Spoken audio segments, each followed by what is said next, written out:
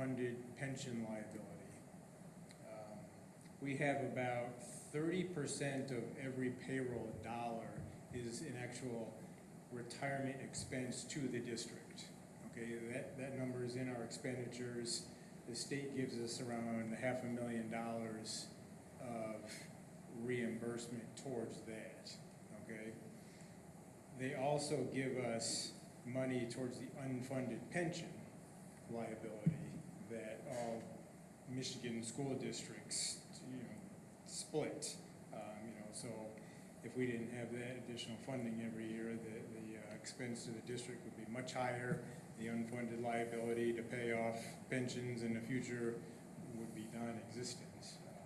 So since the January budget amendment, they added $1.6 million to that number for our district this year. Now, those dollars are in the state sources of revenue, but they're also in the expenditures, dollar for dollar. That number is not the same for each district, and it's not based off of student count, It's not based off student count. and it's not the same for each district. It's not the same for each district, that's right. Okay. It's based on the percentage of each district's portion of the unfunded liability. So every year that bounces around, it adjusts. So this year, the original budget and also in the First Amendment, they give us $2.7 million. So there's $2.7 million in the revenue and in the expense, dollar for dollar. They added another $1.6 million this year, a one-time additional amount.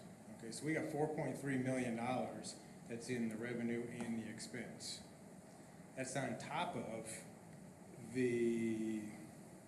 that's 4.3 million this year. That's on top of the 4.7 million of expense that's just district expense.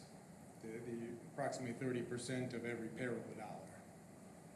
Okay, so in total, you see the total expenditures there of about $39.8 million. There's over 21% is just retirement expense in that $39 million. That's pretty huge, just to fund retirement. So that's a big number. Next year, that additional 1.6 million is out of our numbers. That was like a one-time thing this year. Okay, so we've got, so I just keep that in mind, we've got the revenue and expense that the state gives us that offset, but then we also have just expense that is incurred by the district. Does that make sense? Yeah, so next year's budget though, so when it says unfunded retirement, that it goes back to before we got that 1.6 million, right? Yes, yep. Next year, this year it's about 2.7 million without the 1.6. Yep. Next year it'll be closer to 3 million. Okay. So in next year's budget, there's 3 million revenue and expense. They probably won't give us another 1.6 million. And it doesn't matter really. It really doesn't matter, right? I mean, 'cause it goes right to them anyway. Yes. Yep. So. Yep. Okay, next slide. Foundation allowance increases. This shows 10 years worth. So 2014 is the far left column. 2024, what we're projecting is the far right. You just look at that slope the last 3 years. It's an 18% increase in the foundation per pupil foundation allowance that the state's provided. Next year, we don't have a firm number yet. There's 3 numbers out there. The state hasn't finished their budget yet. The House is projecting 366 per pupil. The Senate is 550. The governor is 458, which is exactly in between. It's kind of odd. But we're going with a 458 in the budget for next year. So we're projecting right now. And that's the far right bar. So that's 9608 per pupil next year. This slide, just a few data points. That foundation grant per pupil, 22-23 versus next year's budget, up to 458. Then just compare that to the impact of our retirement and health care. And this retirement would be just the increase in pay from this year to next year times the 30%. So just the expense to the district equates to about 86 per pupil. The healthcare impact, that increase is about $50 per pupil. So the net of these three items is $322 per pupil, or $856,000 in overall revenue to the district.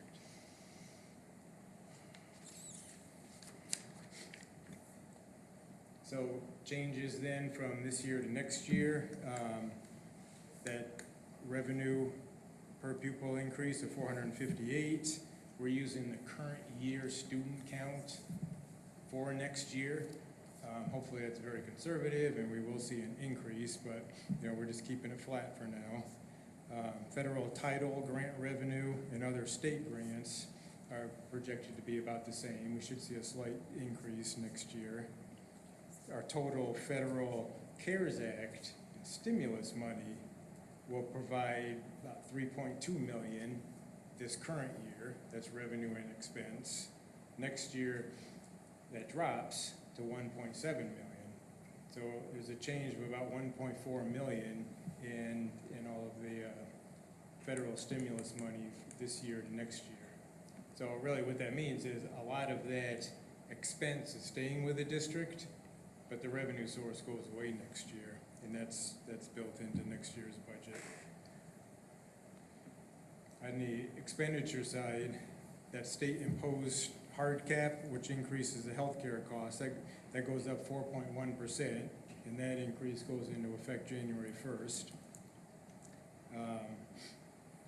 Retirement rates, right now, got them flat.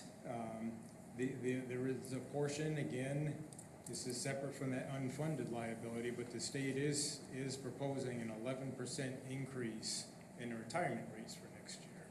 And that's the expense to the district. But then they're saying, it'll go up 11%, but we're gonna probably reimburse you for that increase. So if it goes up, and hopefully they do reimburse us. Sorry? They'll probably reimburse? That's what they say. Okay. That's what, So is that increasing to 30% yes.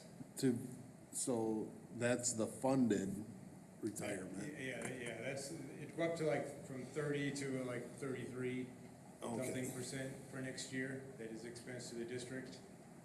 But I mentioned before, it's all confusing, and I don't usually bring all this up because there's a lot more that happened this year and next year that is typical. The 30% we get through state aid, about 500,000 reimbursed every year, just to offset some of it. So now they're saying that 30% will go up to 33%, and that increase will also be offset. Hopefully dollar for dollar. But is that, I mean, and I know you're not in control of this, but is that locked in then? No. I mean, will it go back down to 30% the following year? They can move it, just? Yes, yeah. And again, once they come to an agreement on a budget, we'll see what's in there.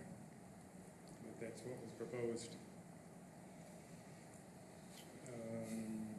Other costs under the expenditures, it's just inflation for fuel costs and other non-pay and benefit accounts, we've increased them all, slightly due to inflation. Overall staffing for next year, I believe we've got a couple teachers added into the budget next year. First grade is in addition, and a high school English teacher, but other than that, I think most of the staffing is pretty much the same. We settled with a teachers union, so that's settled for the next 3 years, and the impact of that is also in next year's budget.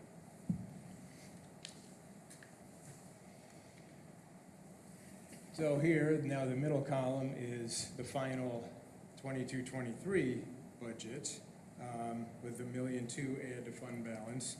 The far right column is the 23-24 budget as we put it together with all the assumptions baked in. So the revenue, 38.8 million. State sources make up about 71% of that. Stimulus money, the federal stimulus money for, that's, you see the federal sources of revenue that goes from 3.6 million down to 2.1. So that's the drop off of some of the stimulus money next year. Let's see, under expenditures, 38.8 million, similar to the revenue. Instructional dollars, 56% of that total. The supporting services line includes the operating and maintenance costs of the district, transportation, technology, and the administration costs. If you see that on the instruction and the supporting services, there's really not a whole lot of change between the 2 years, even though we have really a much larger increase in normal for pay and benefits. And the reason for that is that 1.6 million of the unfunded pension that is in this year's revenue and expense and not in next year's. Okay, so that gets spread among all the pay and benefit, pay accounts in the expenditures. So that's gone next year, but then pay and benefit increases are included next year. So it almost like evens out between the 2 years, but the revenue is gone.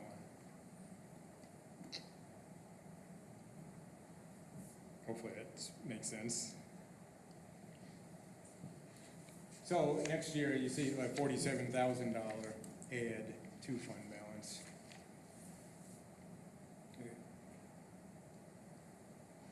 So we ended last year, 4.2 million was in our fund balance at 12% of expenditures.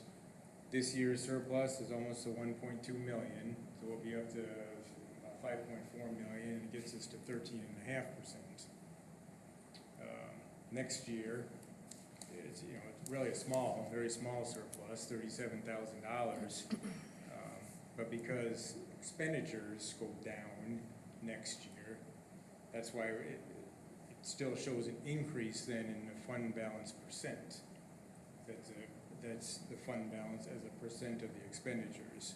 So just adding 37,000, it goes up 0.4%. But, you know, I've shown you in the past, future years, you know, the next couple of years, I did rework it, you know, after, you know, we got the teacher's contract settled, you know, and other pay and benefits for next year. Looking out, I kept the per pupil foundation allowance the same for 25 and 26. Left the student count the same, but then increased other costs of the district. So we're not dropping off as much as I think I've shown you in the past, those next 2 years. But you do see it, you know, by the end of 2026, fund balance, you know, with the assumptions of what we know now, you know, $4 million or 9.9% is the fund balance percentage. That's with no student increase projected, That's correct? no student increase, but I kept that per pupil foundation allowance the At that, same like, as the increase for 9608. next year. You kept it at that like 9,608, that right there. No, up for 458 each year. I gotcha. In addition. Okay, I gotcha. So Yeah. it was an addition. Which is Okay. And then what is the Pretty strong. goal? Like, what's the goal for the fund balance? Where do we want it in between? Remind me. I would like 15%. Yeah, it should be 15%. I don't think any other district in Ottawa County is less than 15%. Holland's Holland. close. What's the minimum comfort level? Our board policy used to say 10%. I don't know if that's still in the new policies. Yeah, I don't think it was ever in a policy, it was kind of unwritten. Well, I think it was in the old Allendale policies that we were supposed to try to maintain 10%. Okay. And if you did below 5%, like we were when we got here, it was, then you're on the state watch list. Right.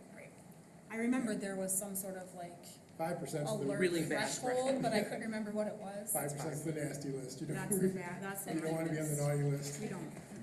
And it's close to 8% when we would have to Yeah. maybe do we used to do like state aid note borrowings when our fund balance was lower. Because certain times in the year, payroll would hit, we wouldn't have enough cash. Because cash balance, kind of fluctuates all throughout the year. So if we drop below 8, we probably have to go back to borrowing again. Okay. Okay. That's what I was. Yeah, that's really the magic number for, you don't wanna be wasting money on interest. No kidding. Especially now. Okay. Here, this next slide, just showing some of the federal stimulus dollars that we've received and are still projected to receive. That top section, has a subtotal at $2,223,000. That's what we spent. That's gone now. It's spent over the past 3 years. The next line, the $1.2 million for summer school programs. That's money we spent the last 2 summers to fund our summer school programs. This current summer, what we are getting in the ESSER $3 is funding this summer and a portion of next summer. The ESSER $2, that was, again, a little over $1.2 million, and that was split between 21-22 school year and this current school year. So that $1.2 million now will be gone after this year. And then, so what's remaining now is that bottom line, the ESSER $3, and the bulk of that split between this current school year and next school year. So that'll be this summer's school program, and this year and next year's any before and after school and online learning classes, mental health and support services, and other facility and capital outlays is earmarked for those dollars.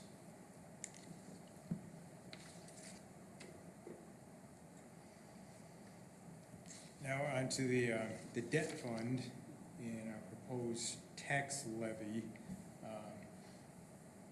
This has nothing to do with our general fund, so the fund balance in the general fund, can't be used to pay off any debt, okay? So whether our fund balance is 80% or 5%, it doesn't impact our debt fund. So before we start here, are there any questions on the general fund information that Scott just presented? Okay. I have a general question on that fund. With the unknowns of the dollars per pupil and the unknown of the retirement percentage that's coming back to us, is there any way that we can postpone this meeting till after, there's gotta be a deadline that the government's gonna come back to us with, right?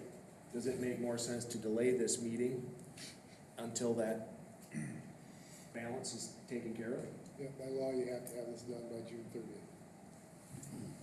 Yes, it doesn't make sense. And that's the purpose of our amendments. Yeah, that's why we make the amendments. And isn't it the state doesn't decide the per pupil till like October Oh, or, no. or No, pretty soon. They would shoot for June 30, but oh, doesn't always. but they're not like locked into a time. I knew it wasn't a set. Right. Well, the state budget We is can October. write the checks Yeah, before we they go have into to the have it done checking by account. October 1st. September 30th is their deadline, not our deadline, unfortunately. But our assumptions, I think, are pretty strong. We've got a lot of people working in Lansing feeding us this information based on what they're hearing from our legislators. And so I think our assumptions are pretty close to accurate. We've had two fiscally conservative administrators that have always helped us not over budget, so thank you for that. Mhm. Yeah. Yeah. But, if it gets approved this evening, that way, you'll know what happens, when it happens. So, again, hopefully, the per pupil is at least the 458, hopefully, things are overall favorable, and they have been in the past, so who knows what'll happen this year, but, again, that's the purpose of an amendment, and we typically amend in December or January. We could always do it sooner if we wanted to. There's a lot of years we don't know until July or August what they're gonna do. And the problem is, it's not just that per pupil number, it's all the categoricals, how much is going into at-risk, how much is going into, special ed funding. Yeah, it's just, so we make a very, very educated guess in June, and then amend as we have to. All right, thank you. Okay. Now, onto the debt fund. Allentown Public Schools is part of the school loan revolving fund, and we have been since the passage of bonds back in 2007. Allendale Township and properties around here, we don't generate enough tax revenue to make our debt and interest payments. So we have to go to the school loan revolving fund, borrow money every year. And if you recall, we borrowed $10 million to make our May bond payments. So participating districts like us, you have to recalculate the debt millage every year based on certain mandated assumptions. That millage must be adjusted based on those calculations. Since 2015, when interest rates were low, we've been able to refinance a good portion of our debt, and we've saved $34.5 million in interest expense for our taxpayers. And that helps reduce the amount we've had to borrow from the school loan revolving fund every year. That $10 million we borrowed to meet our May bond payments, that's it, we're done borrowing now. Next year, we'll be able to start paying back. So that's the first time now since 2007, we haven't had to borrow to meet our debt, principal, and interest payments. So that's a good thing. What was that date, 2000 and? 2007 was when we Okay. first I was sure you said got 7 or into something. it. Yeah. So we owe, right now, we owe about $20 million to the school loan revolving fund, and that's outside of the regular debt program for our prior year's debt that we have on the books. So we'll start, now we'll make payments on all of it, starting next year. Did you jump? Yeah, I thought you were done with that last slide.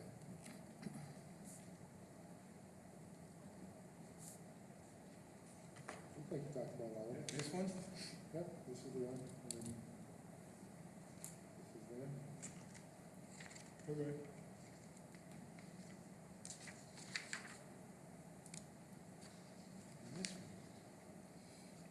Okay, 2017, we approved $20 million, or $29 million, and that was for the Early Childhood Center to purchase tech equipment, buy new buses, and various other projects.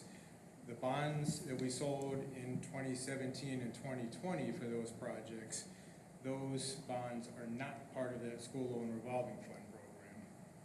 So those bonds, we need 1.94 mils to make future principal and interest payments. The debt that's included in the school loan revolving fund, we need the 10.06 mils for those debt, principal, and interest payments. So the total together is the 12 mils, and that's what we promised the voters back in 2017, where our millage rate would be for those new bonds.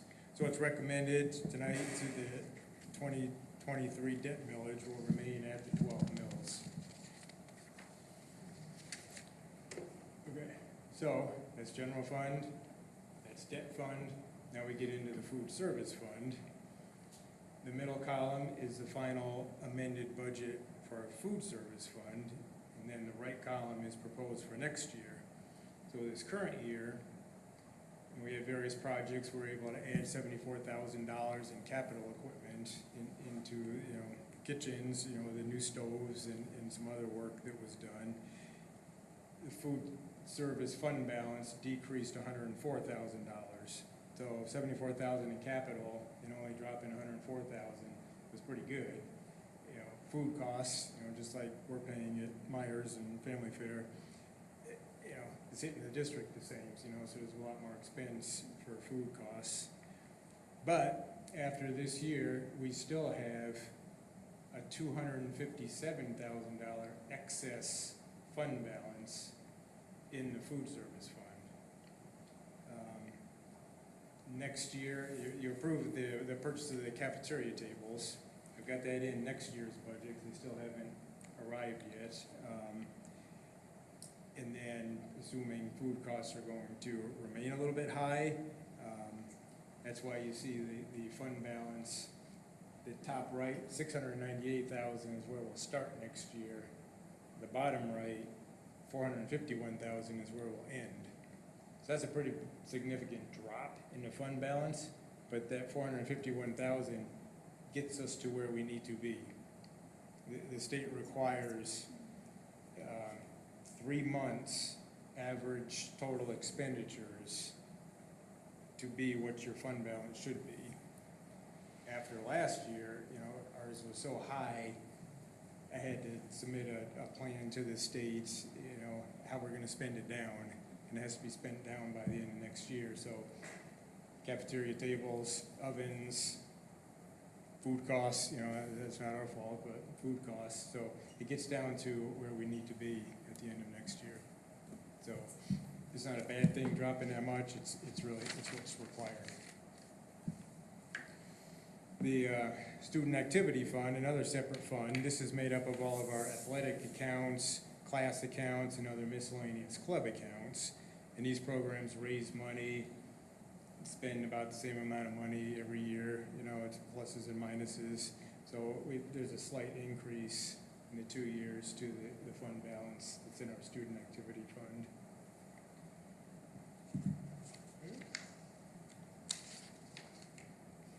So, next steps at the regular board meeting, agenda items to approve this year's budget amendment resolution, the 23-24 budget resolution, and then the 23 tax levy resolution.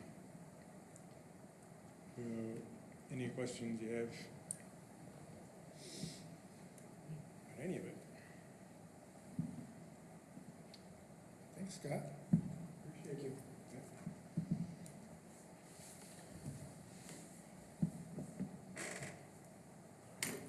So, public comments?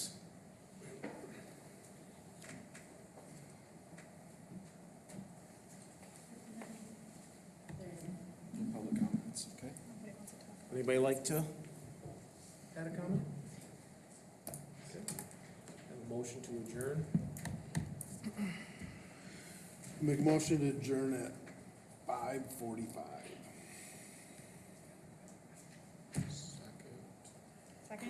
Second. Adjourn meeting at 5:45. Passes. Present task. All right, got about 14 minutes to, Thank you, Scott. does anybody need a water or anything, or All good, thank all you. good? I could use one. Okay. Is there one? Anybody go Water grab in it? the kitchen, I'll go get it. Mics are still hot, just FYI,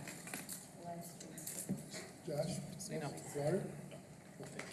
Good call. Thank you, Jen.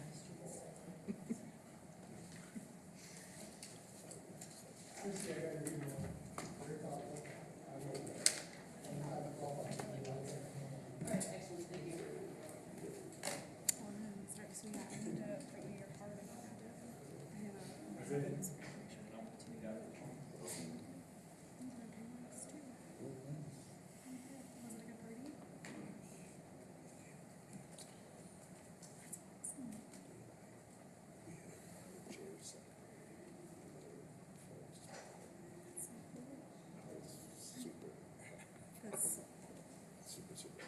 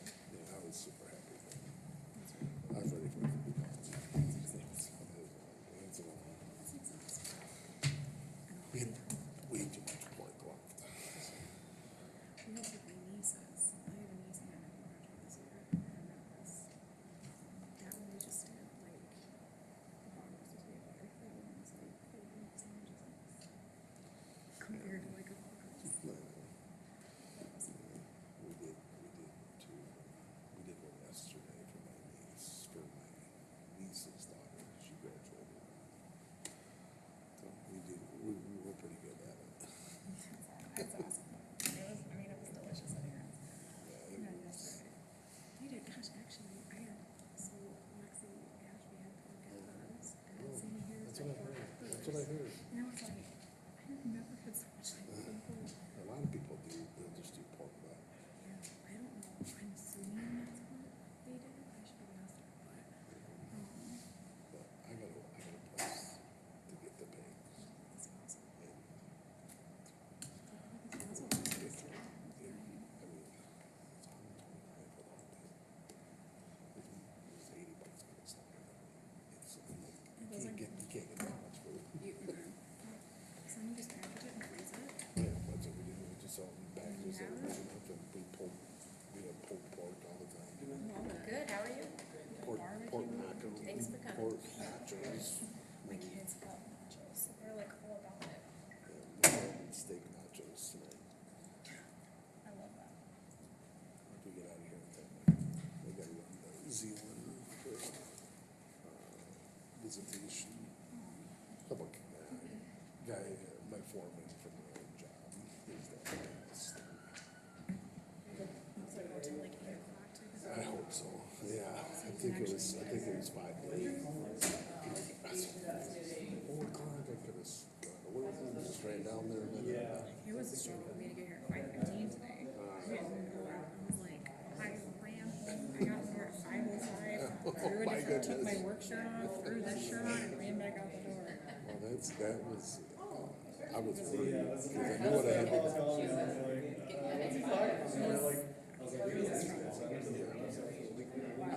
I had to go to Ionia, and I'm like, there's IT stuff, and IT never goes good. I was so worried, so I told Chad this morning, I'm leaving right away. I'm getting out, because I still don't know until 8 o'clock, or 9 o'clock. Because I was worried about that, I'm like, I'm getting back. We just hacked Iona off, Iona office because it's so, like, we would have like one page in East Ionia, and it was so, we're like, we're done. Sparrow goes there. yeah, well, and the problem is, like, Ionia, the highway between Grand Rapids and, well, Kim probably deals with it more. What's that? Kim, you travel 96 between, Did it today. I'm like, it's hit or miss if there's traffic. Yeah, And it seems like I always hit it right after the exit. I left my house at like 8 this morning to get to Lansing, and I had no issues. And then I needed to be home by 3 because of soccer. And my GPS was like 2:48. I was like, oh, Then it really? becomes a gate. Then it Gotta was, beat it. it was. And then it wanted me to get off for an exit to avoid something, and I was talking and I missed it. And yeah, made it, but it's awful. Yeah, it's tough. That stretch there We from even went, Portland. we went to Ann Arbor this weekend for a basketball tournament, and it was Saturday, it was super busy. I'm like, why is it so busy on a Saturday? Yeah, Then downtown Ann Arbor is all torn up.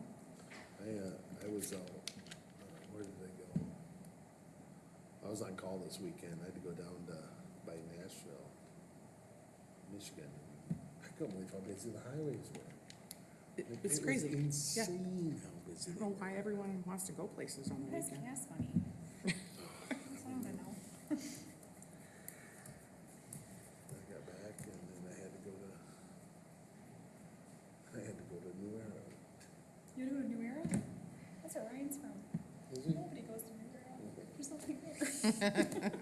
There's a country dairy. There is Country Dairy. That's Right, where I there's was. Country Dairy. They have robots that milk the cows, Yes.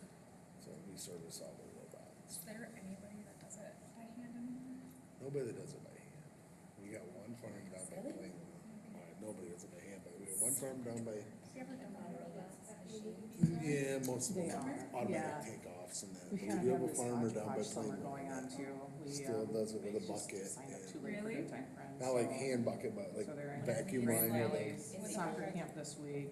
Yeah, They do older, a thing in but yeah, he's got like Genesis 12, called Kids 15 Unlimited, guys. which is like a, He's got like Ninja a warrior and roll cart, gymnastics so thing. the ball and tank then they're is. like, like I doing mean, like like, a wakeboarding what my dad camp. did 50 years ago. is what he's Just do doing right now. random camps that we sign these kids up for. I We're went to- making friends.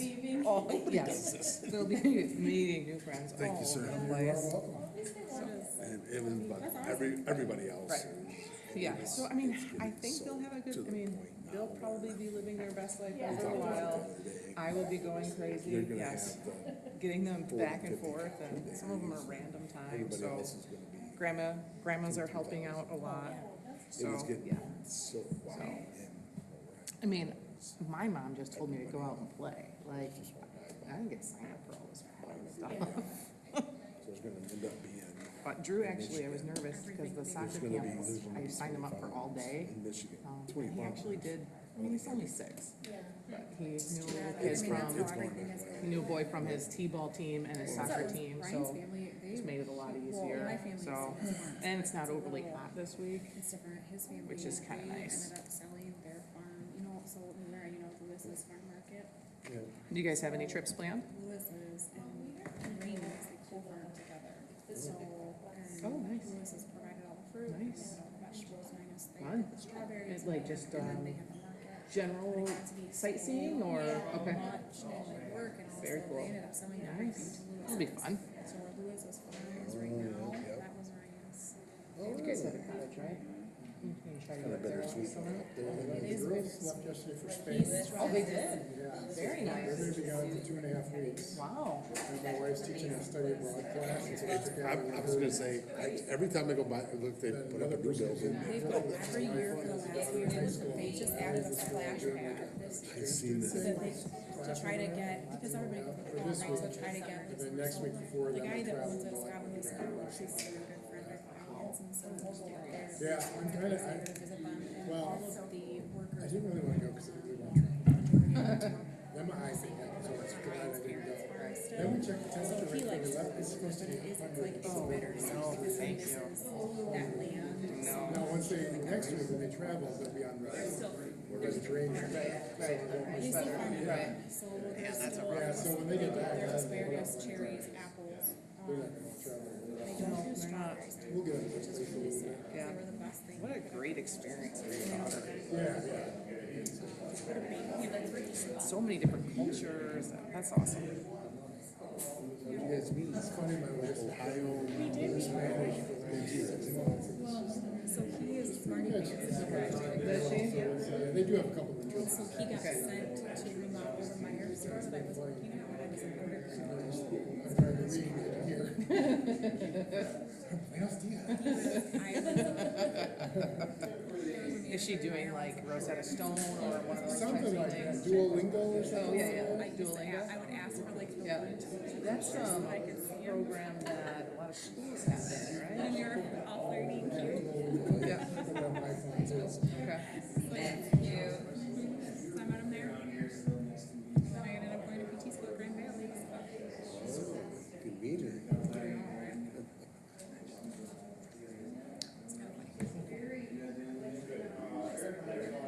That's what I was wondering the same thing. Michigan, some parts of Ohio, So it's fun. so you can't. I bet that's fun. It's really fun. We used to go to the Michigan Ohio State game every year, and we would like be totally decked out in our outfit things, and just be people Actually, you're, like, well, it's just it's fun.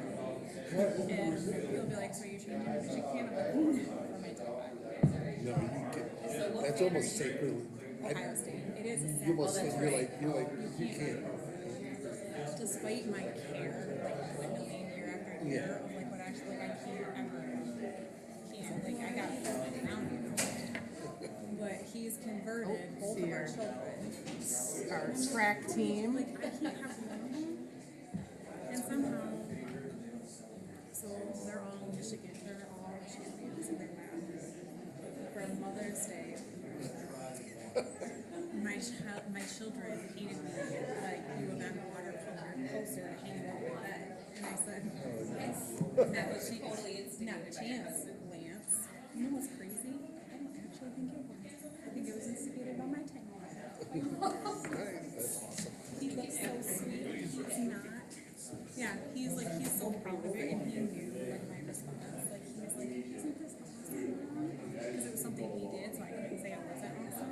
He's totally fueled by your response because he had the tailgater and he had the.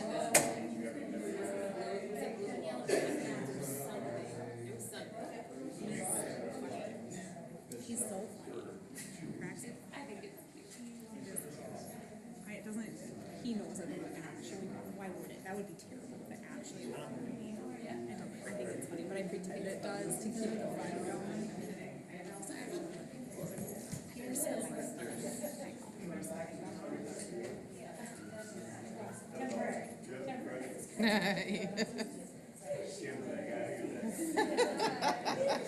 What, you don't wanna be here all the time?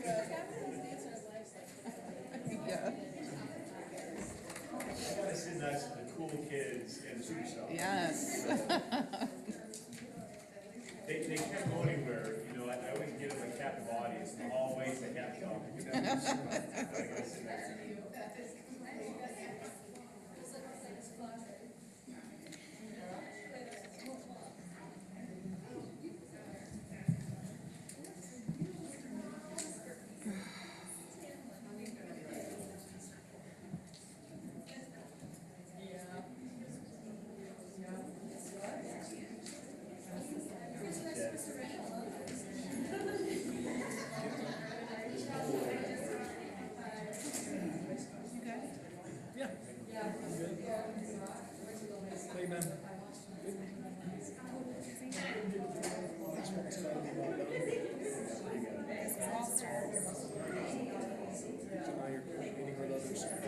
married to that. It's okay. He's so excited that I can't not. He did say no to try. He's begging me to play, and I said, "You're 10. If you still love him as much in 2 years, you're 10. We're not doing trouble." I can't do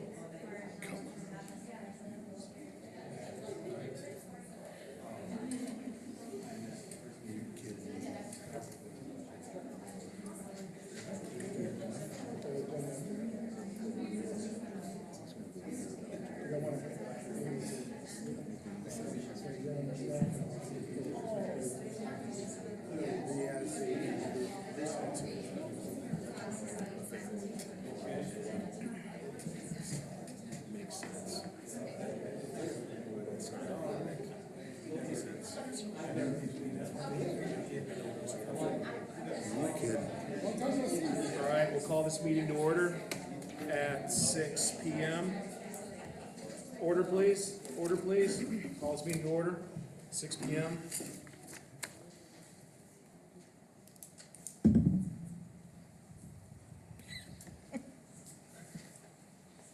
Allendale Public Schools commit to educate, inspire, and support all students.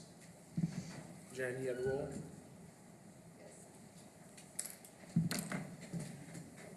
All right, we'll stand for the Pledge of Allegiance.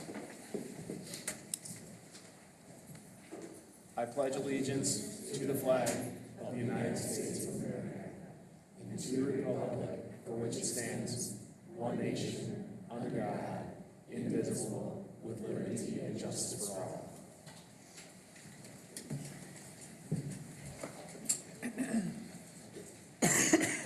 Statement of commitment. The board, to promote quality performance, encourages and supports continuing education through certified board award classes. The board also supports other professional development opportunities. Our public participation process. Members are encouraged to make comments at the time designated on the agenda. Please register on the sign-up sheet in the back. Limit your comments to 3 minutes when your name is called. Out of respect for all individuals, please refrain from personal criticisms in an open forum. If you need further clarification, you can look up policy 167.3. And Motion to approve the agenda. Make a, Motion okay, to approve the agenda as presented. support. Motion by Anna, support from Kevin. All in favor of the agenda as presented, say aye. Aye.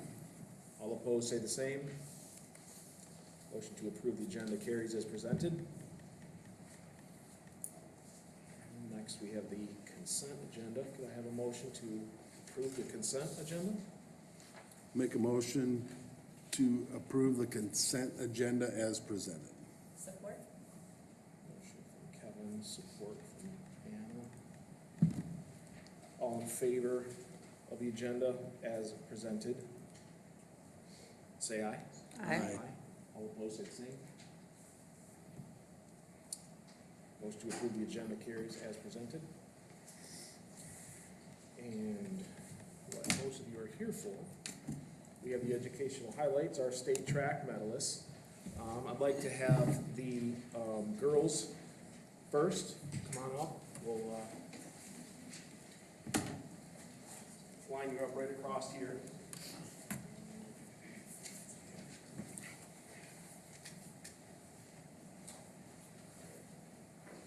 So I will start with the 4x100 relay team that we had. We had Ashley King. There you go.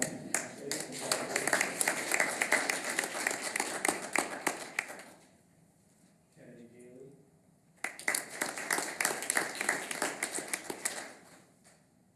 Brooklyn Mulligan.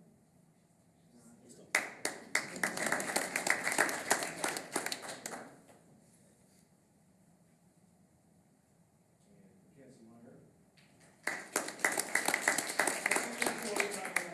Congratulations. And we also, these girls also had quite the run for our 4x2. So our Brooklyn wasn't here, and they also were state placers in the 4x2. So congratulations to them. And I also have one for Ingrid Rose, which is the 4x2. So you're on the 4x2 team. I'd like to have a picture with the 4x2 and the 4x1. Applause for.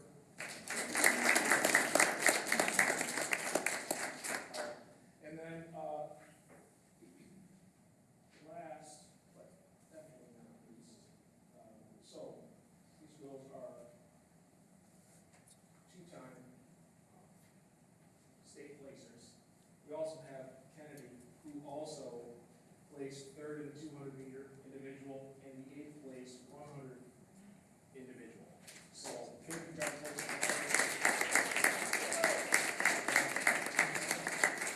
Four-time state, all-state athlete, so congratulations, guys. All right, you guys can have a seat. Guys, 4x1. Brock, you just run all four by yourself? Yep. All right, well, Isaac Barnes, who's not here, let's have an applause for him. Marquel Harris. Bryson Marsman. And apparently the captain of the team, Brock Jones.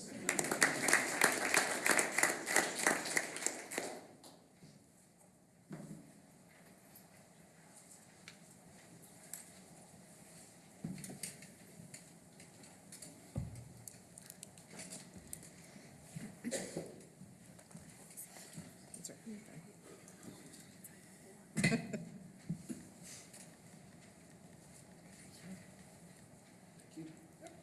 All right, we will be moving on to the public comments portion. First on the list, we have Krista Yetzke.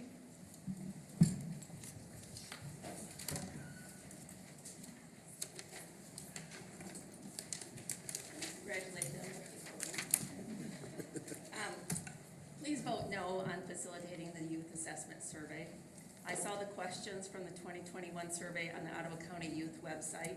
The questions are invasive, graphic, and have nothing to do with school. Michigan School Code states that the public schools of this state serve the needs of pupils by cooperating with parents and legal guardians to develop the pupils' intellectual capabilities and vocational skills in a safe and positive environment. Intellectual capabilities and vocational skills, wherein that is implied, you are to survey them on sexual activity, mental health, physical health, or suicide. That is not the role of the school or the government. And what is done with the information once it is gathered? Since the students fill it out anonymously, there is no intention to offer them any support whatsoever when they are marking that they have suicidal thoughts or that there's abuse in the home. Since it's anonymous, there's no way of knowing what student needs intervention. So what is the purpose? It's nothing more than government data mining. And to get that information, you're risking potentially stirring up suicidal thoughts, normalizing sexual behaviors, normalizing grooming with sexually promiscuous, inviting questions. Many of you will tell me parents can opt out, so what's the harm? The harm is that parents are busy. Parents elected you to act on their behalf when they don't have access to all the information. Parents count on you to be another layer of protection for their kids. Many parents wouldn't want their kids reading these questions, let alone answering them. Is it your intention to give parents the complete survey before administering it to the students? If you pass this, which I don't know why you would, then it should be opt-in, not opt-out. And those parents who opt in should take the survey before giving their approval. And if parents aren't comfortable answering these questions about themselves, maybe they won't choose to put their kids through it either. Having opt-out is not an accurate representation of what parents want. Emails get missed, notes home get missed. Parents don't always realize that their silence or lack of attention or even ignorance is seen as support of something. If you want to know what parents really think, have those parents who want it take the survey first, and with their completed survey, fill out a form to let their student opt in. Or you could stand by the Michigan School Code and see that gathering this information is not the school's role, and just vote no. Thank you, Krista. Next on the list is Ronnie Allen.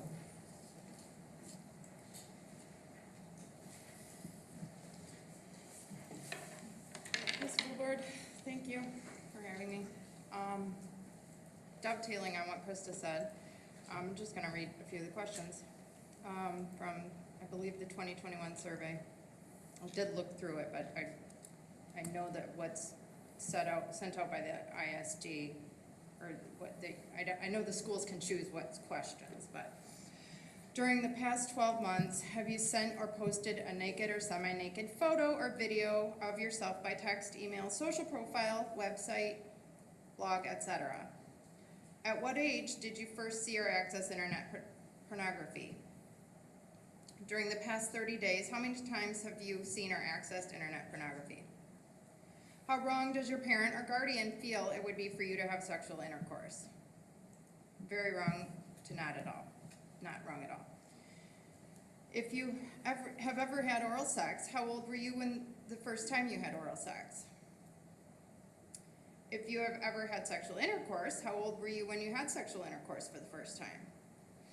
During your life, with how many people have you had sexual intercourse? During the past 3 months, with how many people did you have sexual intercourse? During the past 12 months, have you ever been tested for STDs?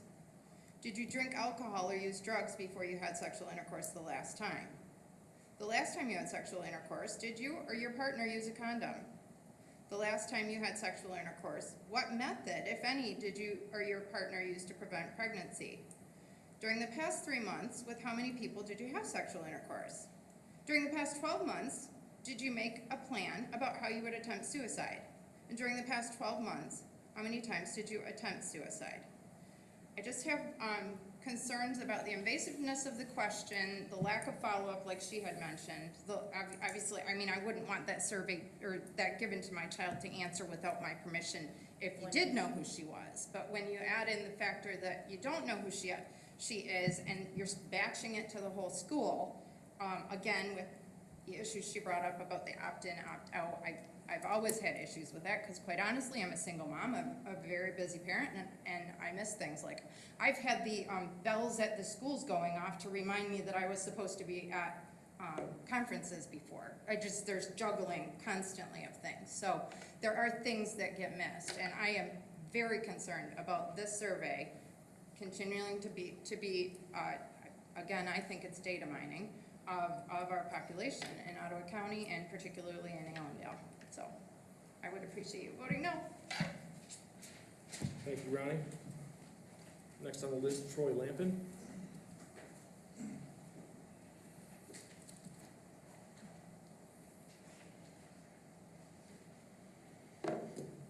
I'd like to start first by saying thank you to all of the admin, support staff, the teachers, everyone that makes APS tick on a day-to-day basis.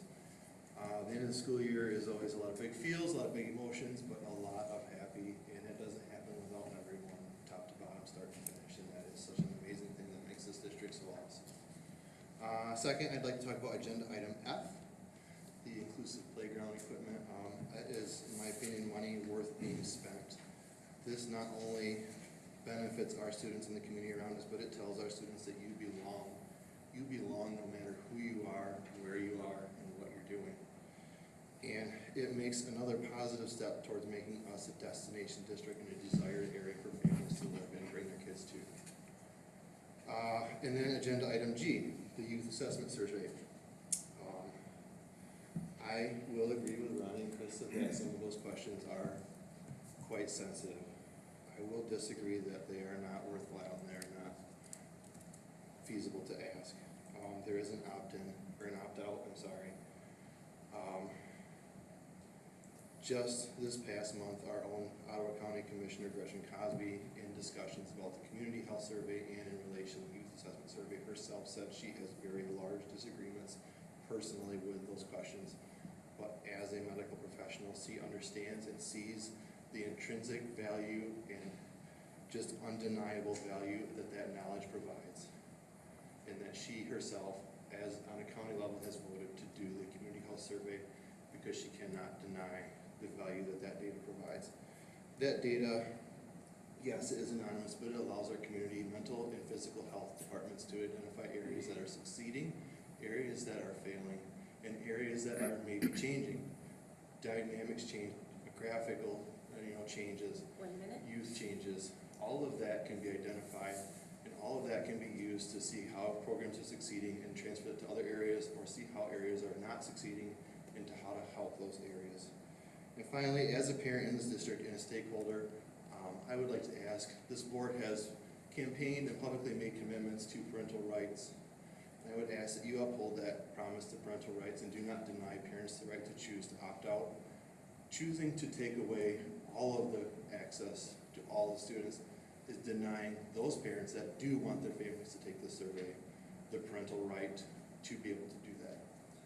So a blanket opt-out does not support parental rights, and I would ask you to support that as well. The value of the information is undeniable, and I have a family member that had suicidal ideations and had promiscuity as a child, and I personally feel that that data, had that been around and more accessible and more tracked, would have been beneficial. Thank you. Thank you, Troy. Next on the list, Emily Miller.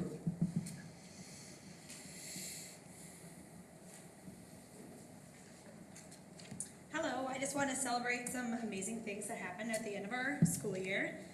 So first of all, 2 weeks ago was the Grand Rapids Festival of the Arts, and the Allendale Elementary students participated in several ways. Mr. Deswan and the Falcon Kids Choir and Drumtastics performed on Sunday at Calder Stage, and there was a lot of people there. It was an amazing turnout.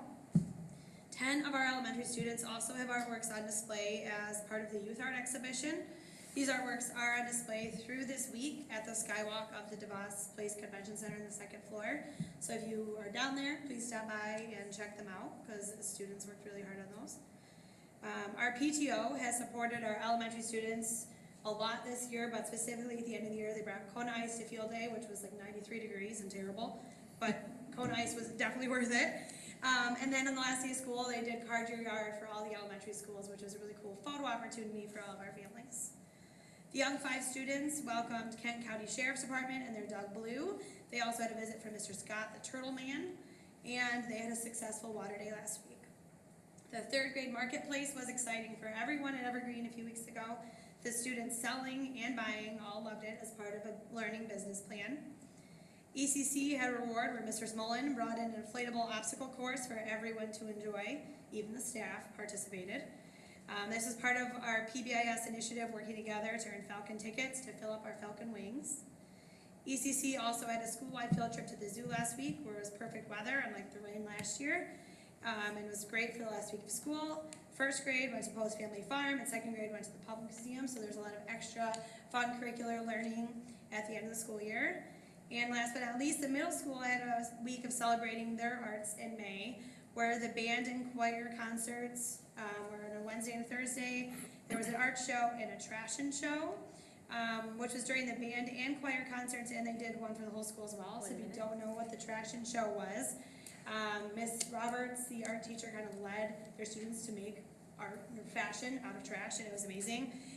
And there's pictures on the district Facebook page. If you haven't seen them, they're all worth checking out. Thank you. Thank you, Emily. Next on the list, Janine Gasper. Hi, good evening. My name is Janine Gasper. I'm a parent of 3 current APS students. First, I would like to congratulate all involved in the 8th grade celebration. It was absolutely delightful. I would also like to give a big shout out to Mr. Wurst. I got to chaperone the Chicago trip this year with the choir and band, and it went smoothly, and it was a ton of fun. To everyone involved in graduation and the senior all-nighter, my Australian exchange student got to enjoy both. And last but not least, a huge shout out to Mr. Deswan, Miss Miller, Miss Reed, and Miss Oslin. My daughter participated in the Falcons Kids Choir at the Whitecaps game and at the Grand Rapids Art Festival, and both were truly wonderful representations of APS. Second, the Youth Assessment Survey, given every year, provides important information regarding our APS students. This information helps our community provide the best tools to our students to educate themselves on how to stay safe and who to contact for the tools to do so. Not every student has a parent or guardian who is able to share this vital information, and therefore it falls on the community to fill in those gaps. Without the YAS survey, many students would go uninformed and end up in incredibly harmful and unsafe situations. Since all of you have stated that you are incredibly passionate about the safety of our kids, I expect all of you to approve another year of giving access to the Youth Assessment Survey.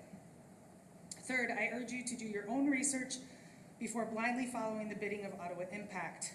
I doubt any of you would like to be associated with a hate group, yet 3 of you voted to do just that on January 9, 2023. This past week on June 6, Moms for America, which sponsored NSBLC, was added to the hate group list routinely updated by the SBLC. Maybe you thought originally this was a good idea. Hopefully you realize that blind adherence to the ways of Ottawa Impact put yourselves and APS in a negative light. Lastly, June 1st marked the beginning of Pride Month. I had the privilege of attending the first Pride Festival in Grand Haven this past weekend. I bumped into some APS alumni, some current students, some current parents while at the festival this past weekend. It was a truly wonderful afternoon. There were amazing vendors, family-friendly activities like bags, a bingo game where my exchange student won, music, and I bumped into my cousin and her family who I hadn't seen in years. It was a very special moment. I urge you to create space for those unlike you rather than pretend they don't exist, or even worse, wish they did. Thanks. Thank you, Janine. That concludes our list here. Is there anyone else in the audience who didn't get a chance to sign in that would like to stand up and make some comments? Okay.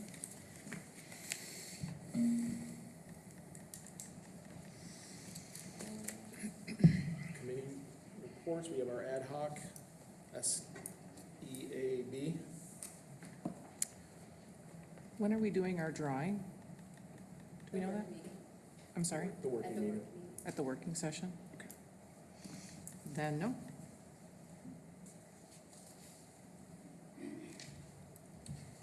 Okay. And superintendent's report. You. Yeah, the June 26th work session, we have a couple of end of the year reporting requirements that we'll be going through, and then that'll be the night that we draw our volunteers and alternates for the Sex Ed Advisory Board. I did want to talk about the situation we have with our preschool right now. I've mentioned to you the board and some of my updates. So GSRP, which is the Great Start Readiness Program, has really been flourishing in Allendale, and kudos to our preschool staff because they are a big draw for bringing their students in. To give some context, we have 3 all-day programs. We've been running 3 all-day programs for, I think, 4 years now. And 3 all-day programs, the most you can have in a classroom is 18. That's 18 students with 3 adults. We've maxed out, and so we've been able to service 54 students in our GSRP classrooms. We currently have, I think it's 77 students, 70 plus anyways, registered and eligible for that program. So that means we have 3 full classrooms, plus we have another full classroom full of kids eligible looking for a place to go, and a good start on a 5th GSRP classroom, which will fill up, I'm sure, over the summer and in August. So we could expand GSRP by 2 classrooms, and that would service about 36 more Allendale 4-year-olds who need a preschool experience and who can get an all-day preschool experience for free. The problem is every single classroom in the Early Childhood Center is full. There's not a single classroom empty, and in fact, we've moved some of our programming that had been in full-size classrooms into smaller study classrooms, study rooms. So then the question is, well, first question is, do we want to expand GSRP? Do we want to provide that opportunity for our families? My concern, if we don't, is that the county will find someplace else for them to go. And we have seen in other situations where students will go to another neighboring district that can house the program, and then they don't come back. Or they're not able to find another program, and then those students just don't get an opportunity for preschool. So if we want to offer 2 more GSRP classrooms, then where do we house it? And we do have some space in Evergreen, and so there are some options there. We've talked a little bit about moving the tuition programs from ECC to Evergreen. If we did that, we would also need to move the wraparound program because it's primarily our tuition students that use the wraparound program. That would free up 4 classrooms, so we would have 2 classrooms available for GSRP and 2 other classrooms, which then kind of helps, because my concern is the way we've been growing at the younger grades. Last year we added a kindergarten, the year before we added a young 5s, this year we're adding a 1st grade. But as it stands now, with every classroom full at the ECC, if we were to get to August and find out we've got enough for another young 5s class or enough for another kindergarten class, we'd have to split that group off and put them somewhere else. The other option is we leave the preschool, tuition preschool where it is, the wraparound program where it is, and house the 2 new GSRP classrooms in Evergreen. It would be a little bit different. We would want to run that program, those 2 classrooms, on a different time schedule, because the GSRP classrooms in the ECC start later and end later. They don't get done until after 4 o'clock. And so if we run the same schedule in the other building, use all the same busing, those kids are going to add 10 or 15 minutes to their travel time every day because it takes that much longer to load them. So if we put the 2 GSRP classrooms in Evergreen, we could run them on the Evergreen schedule. We could be strategic about how we schedule students into those 2 classrooms, primarily looking at students who wouldn't need busing. And then, or perhaps if we had someone who has a GSRP eligible student and a first grader, we can put them on the same bus. Putting GSRP students on a regular bus is challenging and time consuming because the buses aren't designed for it. You have to use portable child seats and it just takes longer. So we want to be strategic about it. If we put 36 kids in Evergreen that are going to ride the regular buses home, A, those buses are already packed, and B, it adds a lot of extra time to getting kids prepared to go home. So we'd want to be strategic about it. Keep our ECC GSRP classrooms on a separate schedule, have them use the GSRP buses that we have because they're designed for those kiddos, and running them separately just runs a lot smoother. But it's not ideal because it splits up the program, right? You'd love to have all your GSRP classrooms in one area so they can collaborate and work together and work on projects together and do field trips together a lot easier and those kind of things. It's not ideal, but I think given all the variables, the lateness of the year, we've enrolled kids already in the tuition classrooms expecting to be at the ECC. I think it would be hard to make that change now. And so I think the most logical thing then is I would hope that we would be willing to create 2 new classrooms because again, that's 36 families that could get that support from us. And just, again, work through that whole strategic scheduling thing. I know there might be some parents who say, oh, we really wanted our child to be in the ECC, and I completely blame Mr. Smolin. Everybody wants to be with Blake, I get it. And until we expand the building though, we're in a little bit of a crunch. And I think then for the following year, we might take a different look. You know, the thing about the tuition preschool classrooms is most of them are, right now they're all AM. We have had a couple times where they've had PM, but they're pretty much all AM. They're always drop off. We don't bus any tuition kids. So maybe in the long run, it makes more sense to put the tuition program at Evergreen. But for this year, I would recommend not disrupting them that way. And then the long term, which is probably more like 2 or 3 years, which doesn't seem, we may have to start talking about a bond extension. And we've heard a lot about bonds tonight from Scott, and we'll talk a little bit later. We're in a pretty good position. If we did another bond, we could go out for a bond without extending our debt cost. It would extend it out, but we wouldn't raise the rate that people have to pay, so it's a 0 increase bond. So just thinking long term, you know, you look at something like that. You know, the last bond paid for a lot of technology. That's going to need to be updated again. We've run out of those funds. At some point, you need to buy buses. The track needs to be resurfaced. I mean, there's a lot of things that add up. And so we ought to start thinking about, again, 2 or 3 years down the road, maybe we need to add 4 or 8 more classrooms to that building. And just so everyone understands, when we built that building, we already knew it was going to be tight, but the state has a formula, and you have to follow their formula.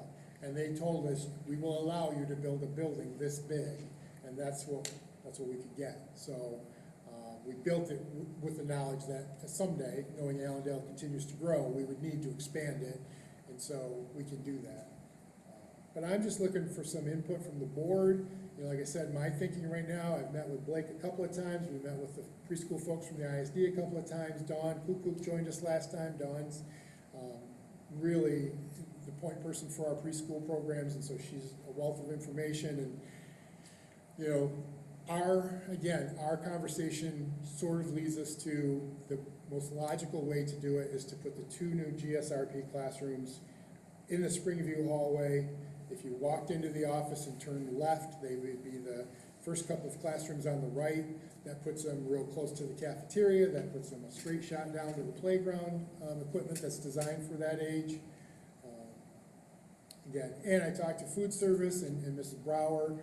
She actually said there might, you know, be some benefit to having them separated. GSRP is a little different with lunch. So for lunch, they all do family style, which means that if they're having chicken nugget day and French fries, which I don't know if we do French fries anymore, but chicken nugget day and some healthy alternative, they put them in a big bowl, and then they set them on the table in the classroom, and kids serve as they go. So it's lunch is way different. So maybe rather than having all 5 of those type of classes in one building, put 2 of them at or at Evergreen, so, I've talked with Mr. Nybor about the transportation piece, and again, he thinks as long as we don't overload the Evergreen building with students who need transportation on the regular bus runs, we can fit them in. And then food service thinks we can do that. Right now, and again, we don't like to talk about money when we talk about kids, but school is kind of a business and we gotta have money. The nice thing is the state is in the, there's 3 budgets out there, budget proposals, the House, the Senate, and the governor's proposal.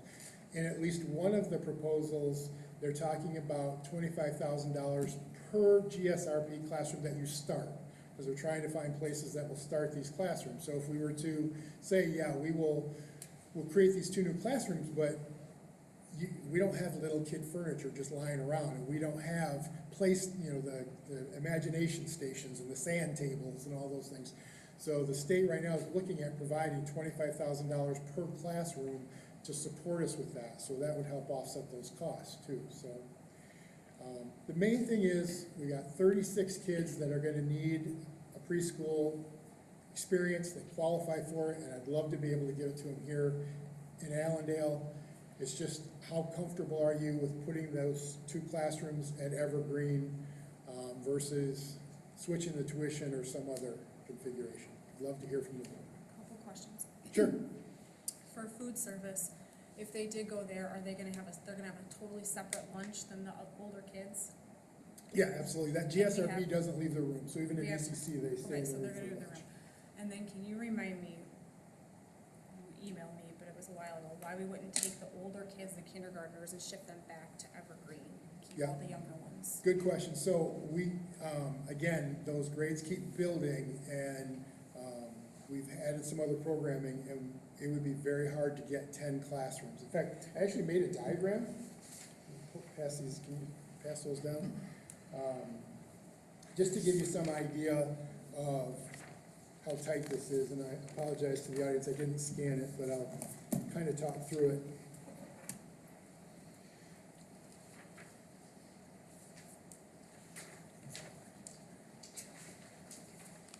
So if you look at the diagram, anything on the left-hand side with an S in front of a number, that's the Springview wing. And the 2 big rooms, S128 and E128, that's the cafeteria. So if you're going down that hallway, the first classroom you come to was turned a few years ago into a staff lounge. That is the teacher's lounge. Next to that, S124 and S122, those are both special education classrooms.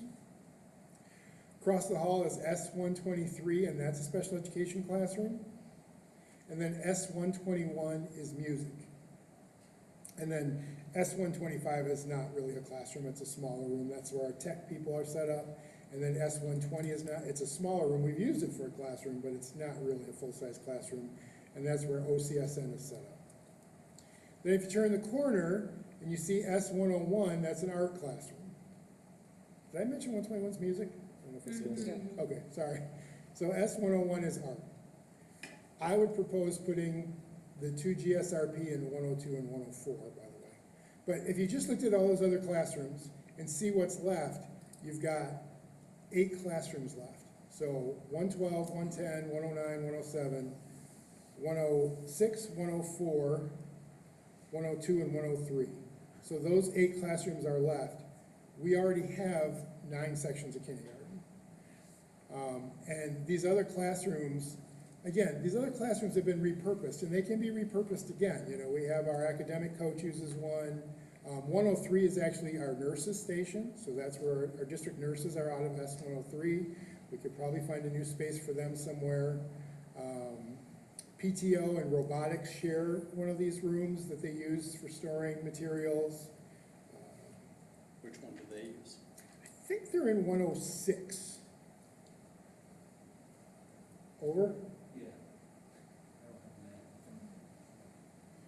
Somewhere in that area. 107? Okay. Oh, 110? And then I believe, I don't have it on here, but I think that Mrs. Vanderploeg, our specialist, doesn't she have, did she set up, is there an intervention room down there? Not down there? No, okay. But again, we don't have 9. unless we move a lot of these things, and even moving a lot of these things, you know, because you go over to the the Evergreen side, and we're putting two first grade classrooms down that main hallway by the cafeteria, across from that art room, which each 121 is in our room, and two of those classrooms, I'm not sure if it's 22, 24, or 26, but two of those three, oh yeah, I'm pretty sure it's 24 and 26, because each 122, I believe, is the intervention room. Is there anything open upstairs? You can't put kids upstairs that age, they're too, Right, I was kindergarten, thinking first about graders. just trying to move, like, even second or anything like that. Well, second grade and third grade are upstairs. You could move like the nurses up there. That's what I'm saying. You could So, like, repurpose some of these things, but, What is movable? I'm sorry? I was just wondering what else would be potentially movable if there was open. Yeah, again, we could repurpose, but it's tight up there too. And you gotta remember, we're gonna have 9 first grades this year, which means next year we'll have, or the year after, we'll have 9 second grades. And again, we'll be back to, and I think the other thing to keep in mind too is, anybody who was in that building before the ECC will tell you, it was not a good learning environment. There was just constantly somebody going to music, art, tap room, library, reading buddies, intervention groups.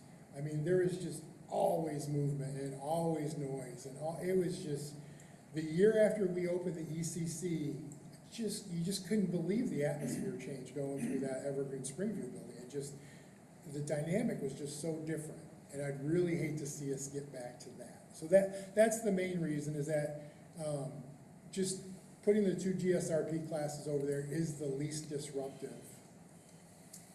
answer. I know you said you've worked with Mr. Small and the teachers. What is the recommendation from that group? What do you think the recommendation would be from your group? I think personally with where we stand with kind of the late timing, I mean, we tried to already adjust our tuition preschool, and kind of got some backlash on that. So I think this is the easiest way where we're not telling these tuition parents, hey, we're about to move you, where we've already promised you that you're gonna be at DCC. So at least for this year, I think it's a good fix because it's helping the families in our community that need this service, and we can provide it for them. And as I said, the rooms are open, and then you're not moving all 9 sections of kindergarten over there, some 2, or all 5 sections of tuition, or so it's just pretty much right now the easiest fix for us.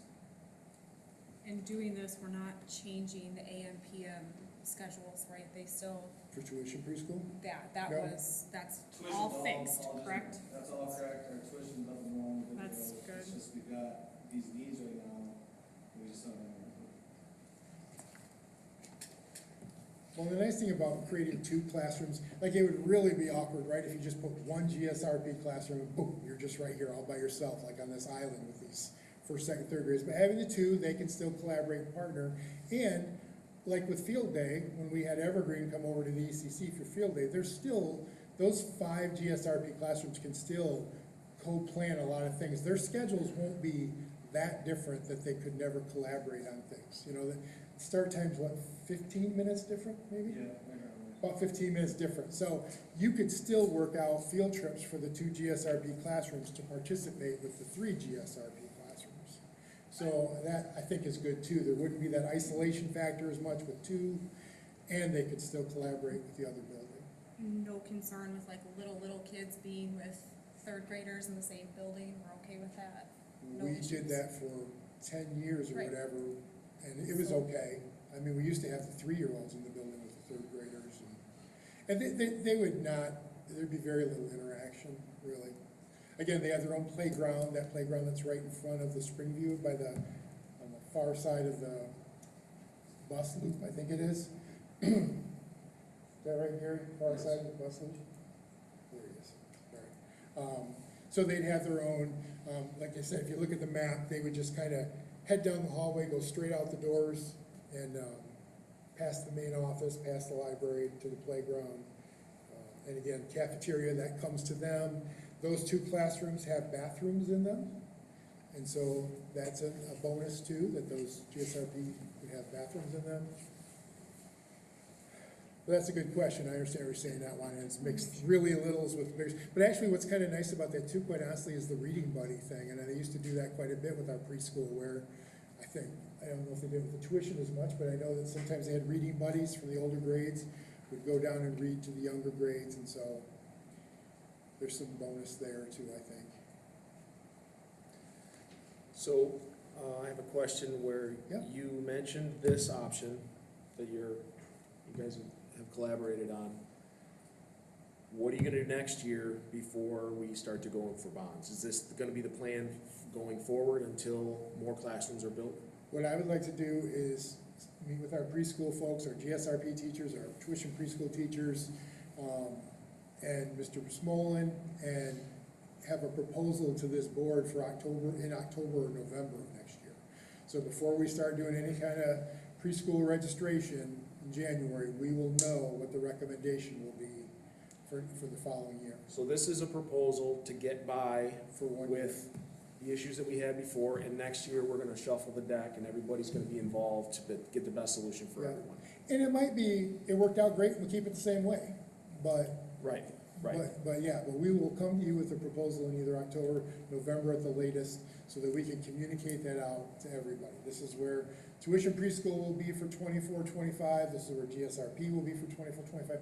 And the other changing dynamic is all of our 4-year-old tuition preschool could become, like mandatory preschool, right? Like that is the huge push right now, is they're trying to, that's why they keep raising the income threshold.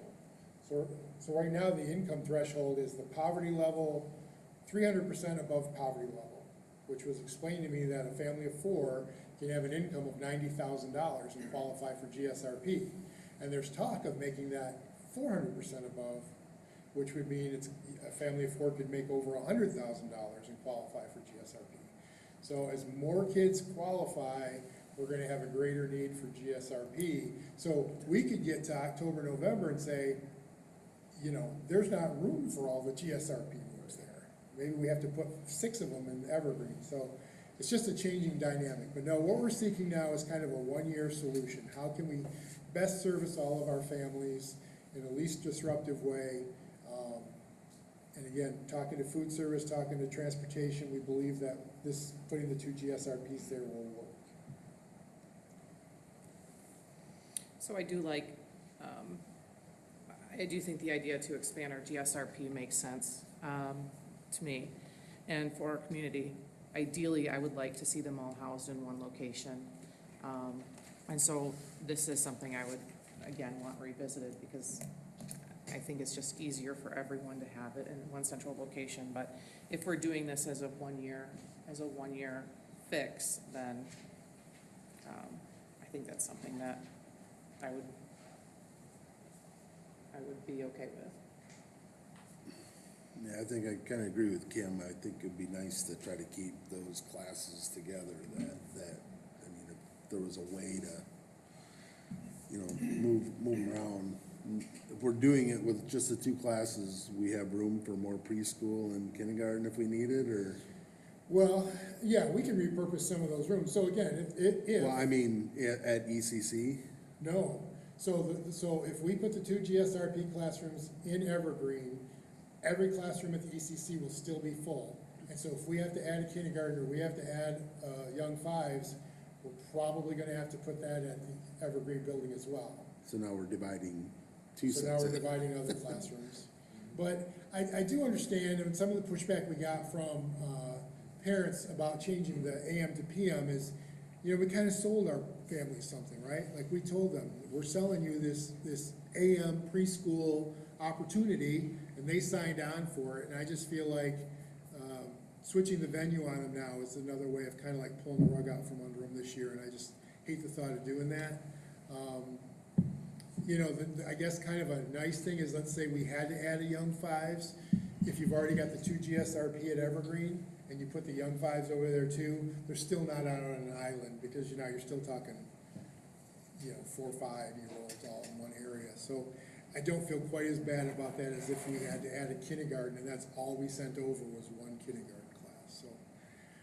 And the reasoning behind not having all of GSRP, if we start having to section off now potentially kindergarten and young 5s,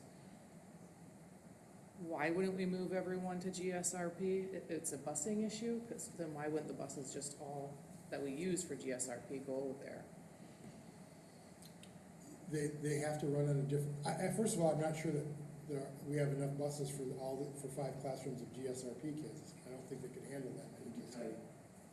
Right, it'd be tight, yeah, I'm not sure we could make it that, so, again, growing pains, right? Right.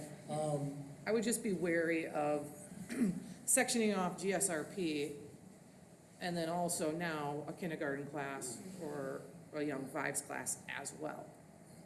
At this point, I don't think our enrollment indicates we've got a concern about kindergarten and young Kindergarten fives. screening tomorrow, Wednesday, Thursday, I'll better numbers after that, we have another one in August, so I can't even start really making class lists until August, because I don't know total kids, and then plus we have kiddos show up on open house now, I think we had like 23 last year who showed up. No, but 23 is almost another class. It is a big class, Pretty yeah. much, so we're bursting at the seams. Which is why we added a classroom, the week before school started last year, because they all just kind of showed up.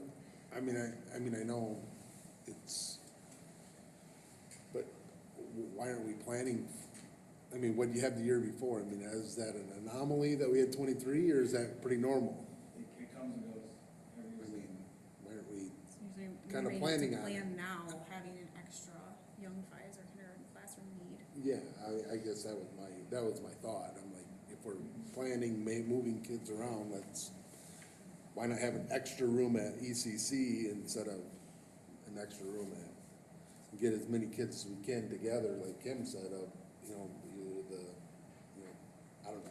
So move like 3 classrooms of GSRP. Yeah. To You give could you take an a look at open that. room at ECC. I'm kind of watching, I know there's a lot of faces out there, and I see cringes and smiles and cringes and smiles, and I'm just trying to read the room a little bit of who wants to do what. I think the hard thing is all the kids want to be in the building with Mr. Smollett. So, I get that. I'm still gonna oversee those GSFP classes. Okay. I'll still make my way over, I'll still do those teacher evaluations. You can't really, there's rules against disciplining GSFP kiddos, so but I'd still be involved in all that. Okay. It'd obviously just be a little bit of waste. I'd rather miss you. So I'm changing where I'm landing a bit. My thought is, if we believe that there's potential, that we're going to have to then move a young fives or a kindergarten classroom to the Evergreen building, in my mind, it just makes sense to put all of the GSRP in the Evergreen building and keep all of our young fives in kindergarten and paid tuition in ECC. I mean, if our thought is we need 5 classrooms or 4 classrooms, why continue to split? Why not just that whole piece go over there?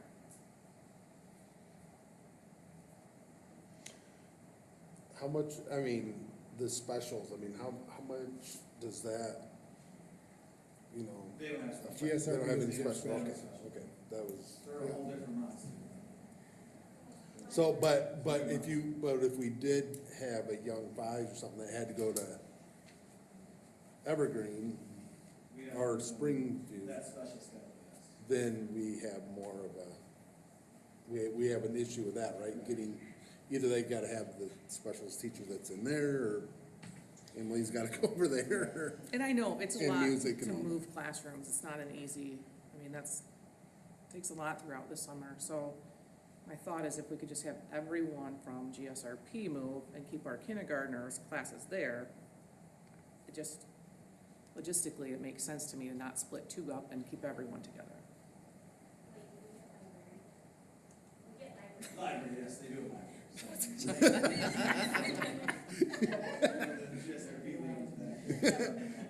I failed. Well, like I said, I kind of, to Kim, like, let's, I hate to have this discussion again in August. Well, and I guess we'll have to figure out the busing no matter what, where these kiddos are. I think our thought process was keep as few young kiddos in the building with the older kiddos as possible. I think that's why we were trying to just put the two new ones. I mean, I understand what you're saying. If we weren't doing an expansion of, potentially, of kindergarten and young fives, then, okay, I see this as being like kind of a Band-Aid fix. But if we're thinking we're gonna need more kindergarten, potentially, and young five classrooms, Well, I don't believe we're thinking that. I think we just want to make sure that we're transparent about this could be an issue. right?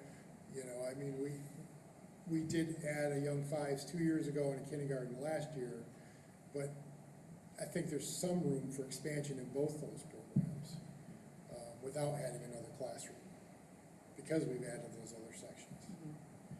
Not a lot of growth, but I think there's, you know, between the 14 sections, so there's 9 sections of kindergarten and 5 young fives, you know, 14 more students is only 1 more kid in each classroom, without adding a whole other classroom.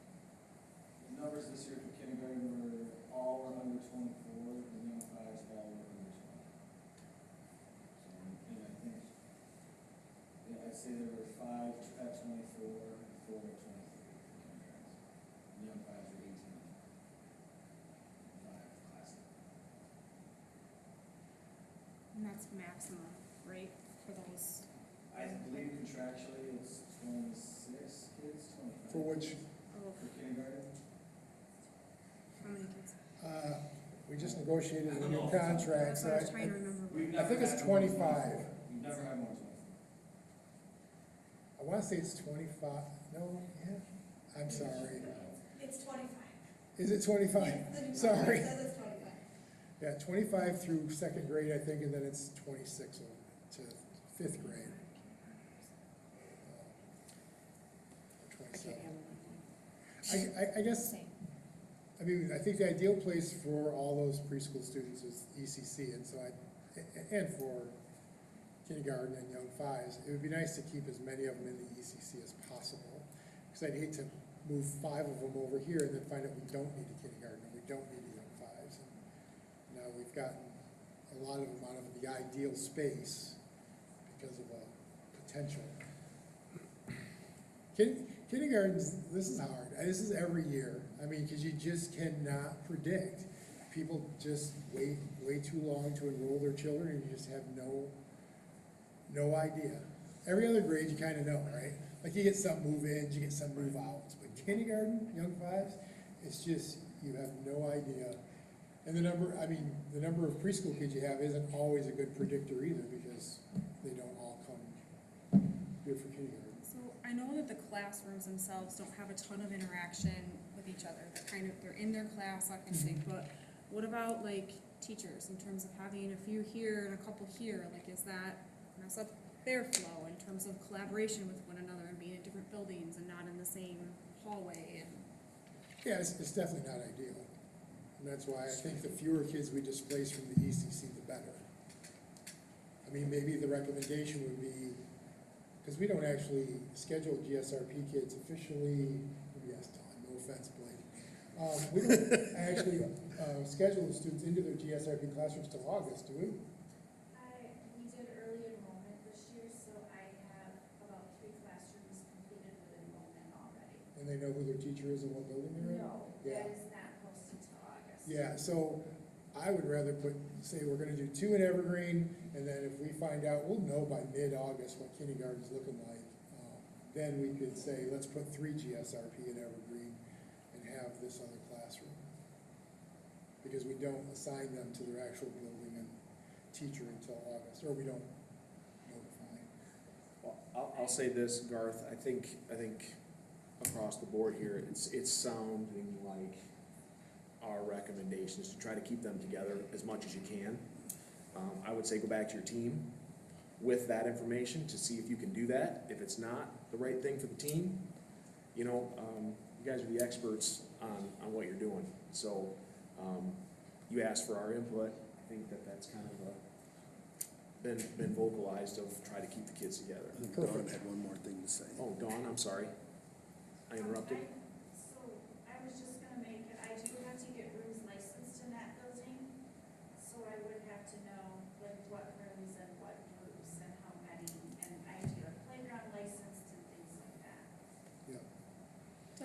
do you need for that? How long does it take to make sure you have that stuff in the room? I don't know, it depends Ideally. on how fast things move. I could do it in maybe 6 weeks. When I started at the ECC, I started in May, and it was running by August, so it just kind of depends. There is a current license over there already with Good Time Friends. I just need to I'll have to schedule a time to get the playground done, and then I'll have to have the consultant come out and go through the rules that we need, but there's a kitchen inspection already, the fire, everything is done like that part of it. So, we'll be able to get involved with all of that. So as we talk through, I realize I'm moving my goalpost a little bit. But it makes sense to me to house all of our GSRP in Evergreen. And open up, if we need some extra classrooms for kindergarten, young fives, and ECC. Have you guys thought of that idea already, to put them all in Evergreen? Part of the problem is the transportation piece, Okay, because you so your can't, recommendation then would still be the 2 classrooms in Springview? I think for this year, but perfectly in the future, I think all tuition there, because you don't have to deal with transportation. They're only half the day. Yeah. And it's just the big thing is how much uproar we saw from families when we tried to change it already, because we promised them this. So at least this will cover us for a year, and then the year following, Next come year. you guys propose Okay. August, October, October, November there, and move forward, so transparent with everyone. Just because of that. yes, the problem with having all 5 of the GSRPs in Evergreen is Busing. the busing, because we can't, they're on a different schedule, so now you got a group of 5 classrooms that are on a different schedule from the rest of the Evergreen building, and they probably can't all fit on the GSRP buses, so now you're splitting them up. I don't think it would be as smooth as, Okay. but we'll set up a time to talk with our preschool folks, Mr. Mango, and have another conversation with them. Would it be, We've had this conversation. Just make if she's gotta get the room certified, can't you certify 3 rooms for that? That if we decide, oh, we got more kids than what we think, it'd be easier to, and I know you're still back to transportation, but it's keeping as many kids together as we can. Yeah, we can. I just a thought, I mean, I don't have to, I just thought, then you're planning ahead and at least have some idea. Okay, couple other things. A question came up about our calendar. Somebody asked about the number of half-days. It seemed like a lot to them. Just wanted to give a little historical background on this. So back in 1920, we had 12 half-days in our calendar. The last several years, we've only had 10 half-days in our calendar. And next year, we'll only have 9 half-days in our calendar. So we've actually reduced the number of half-days we have. Of those 9 half-days, you've got 4 for exams, so 2 at the end of the first semester, 2 at the end of the school year. You've got 4 for parent-teacher conferences, 2 in the fall and 2 in the winter. So that's 8 of the 9, and the 9th half-day is the first day of school. There's a lot of sentiment that we should start school on a half-day rather than have kids come for a full day. So those are the 9 half-days that are in our schedule, and again, we've greatly reduced the number. So I just wanted to share that with everybody. I did want to share the information from the ISD, so we had that special meeting in May to vote on ISD board members. The people who were elected, Mark Eichholt was selected by 10 out of 11 districts in the ISD, and Randy Skipper was elected or chosen by 9 of the 11 districts in the ISD. So those are the 2 new ISD board members. And then the other thing I just wanted to share, because this has come up a couple of times now, I just kind of want to remind everybody, it was a priority of the board that we work on a communication toolkit, that we put that together so that people knew what was the flow, what's the chain of command, who do I go to for concerns. I know this was a real important critical issue for the board, to the point where we created the toolkit, we modified board policy 3112, we've embedded the toolkit into that policy, and there have been a couple times where I'm being contacted directly about things, and I feel like if we're gonna make this work, then we need to implement the toolkit, and it needs to come from everybody. And so I would just like to remind you that if a parent contacts you about, a special education concern, well, it's my, of course, listen to them. You want to hear them out. That's your role, to listen to their concern. But please remember this flow, and we want to send them back to the teacher, to the principal, to the special education director, to the superintendent. If it's something with athletics, send them back to the coach, send them to the athletic director. This was important. This was important work for this board, and you did good work with this toolkit and, embedding it in your board policy, but it's only going to be as successful as the fidelity with which it's implemented. So please, if you're not sure, it's on our website, but again, I encourage you to listen to folks, listen to their concerns, but make sure we're sending them back to the right people for support. And that is all I have. Thank you, Garth. Next up, board comments. Start with you today.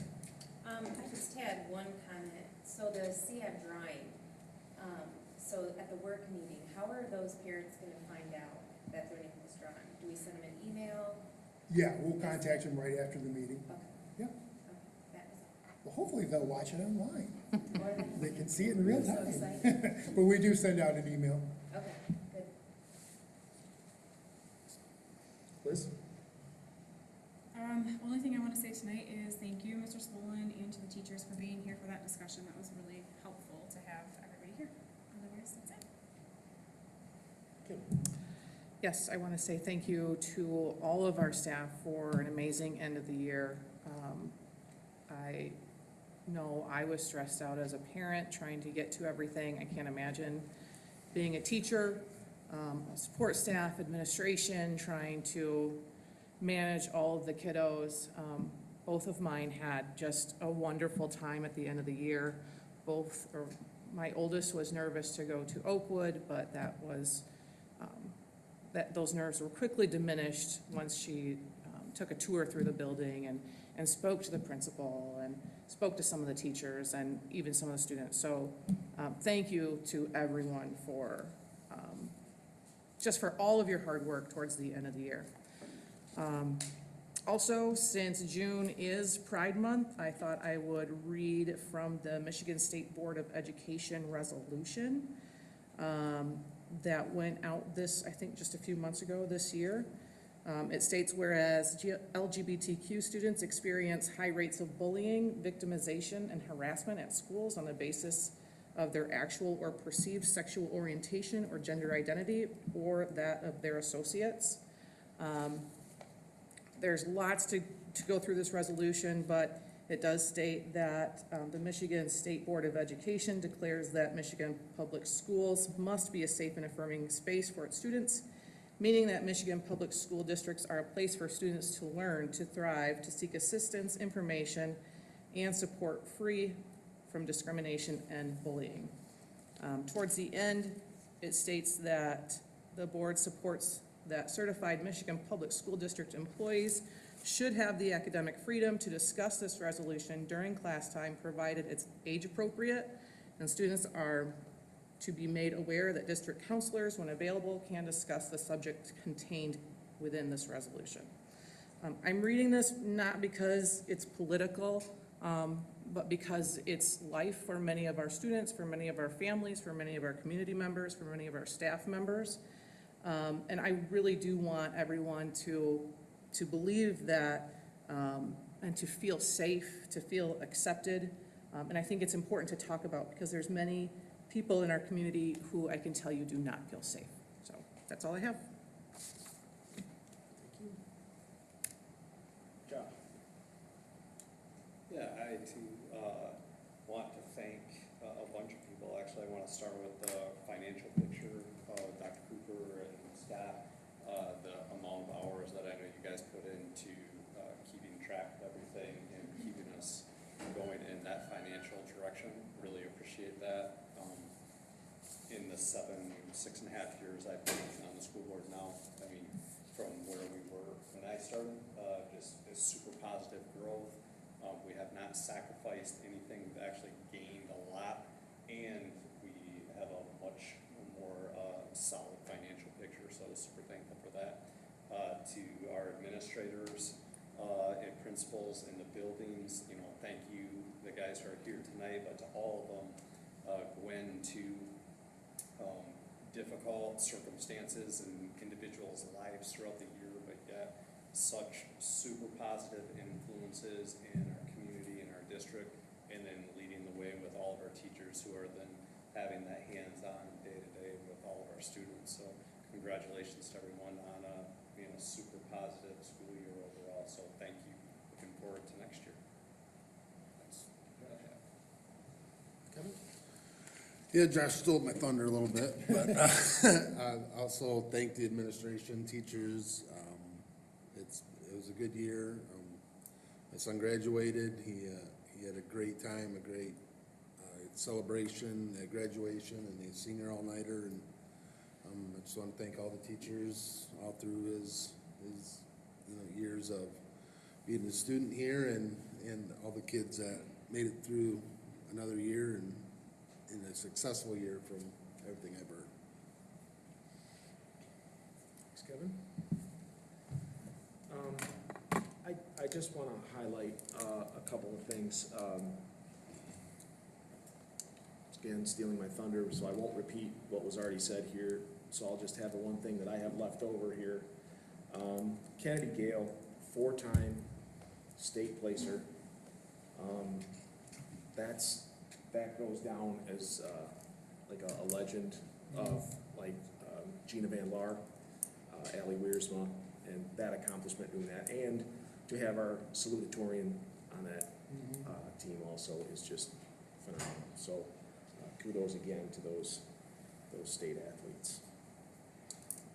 And I lose track, but I think Kennedy's only a sophomore. Yeah, she is. So we got a couple more years too. It's pretty exciting.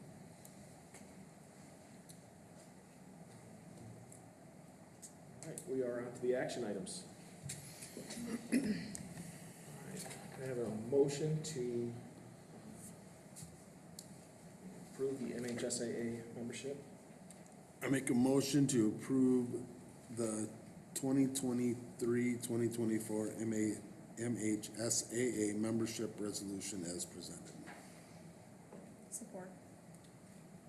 Motion by Kevin, support from Liz.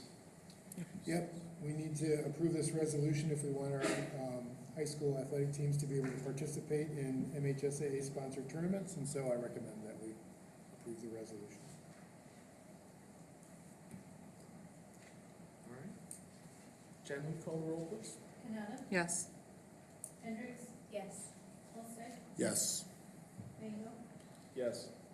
Raymond, Yes. Raquel, Yes.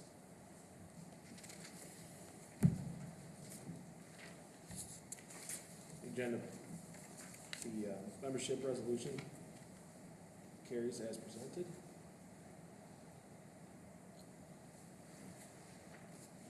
A motion for the appropriation resolution.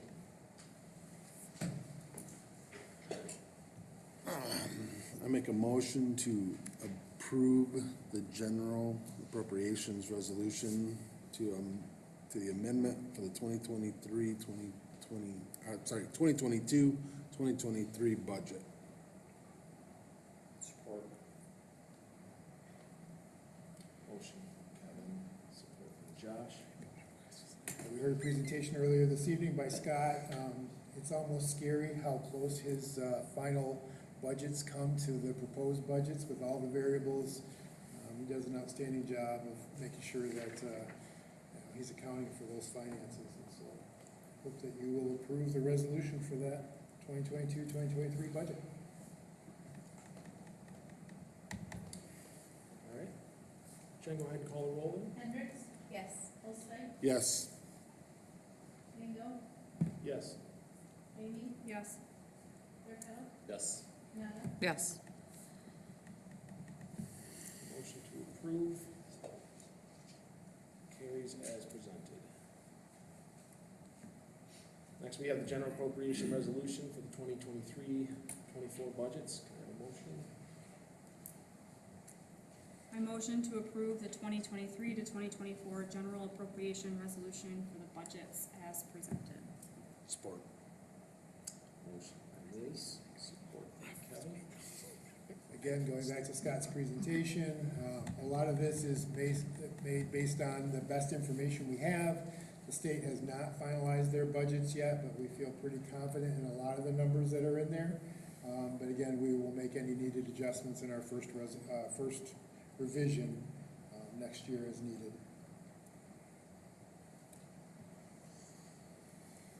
Any discussion further?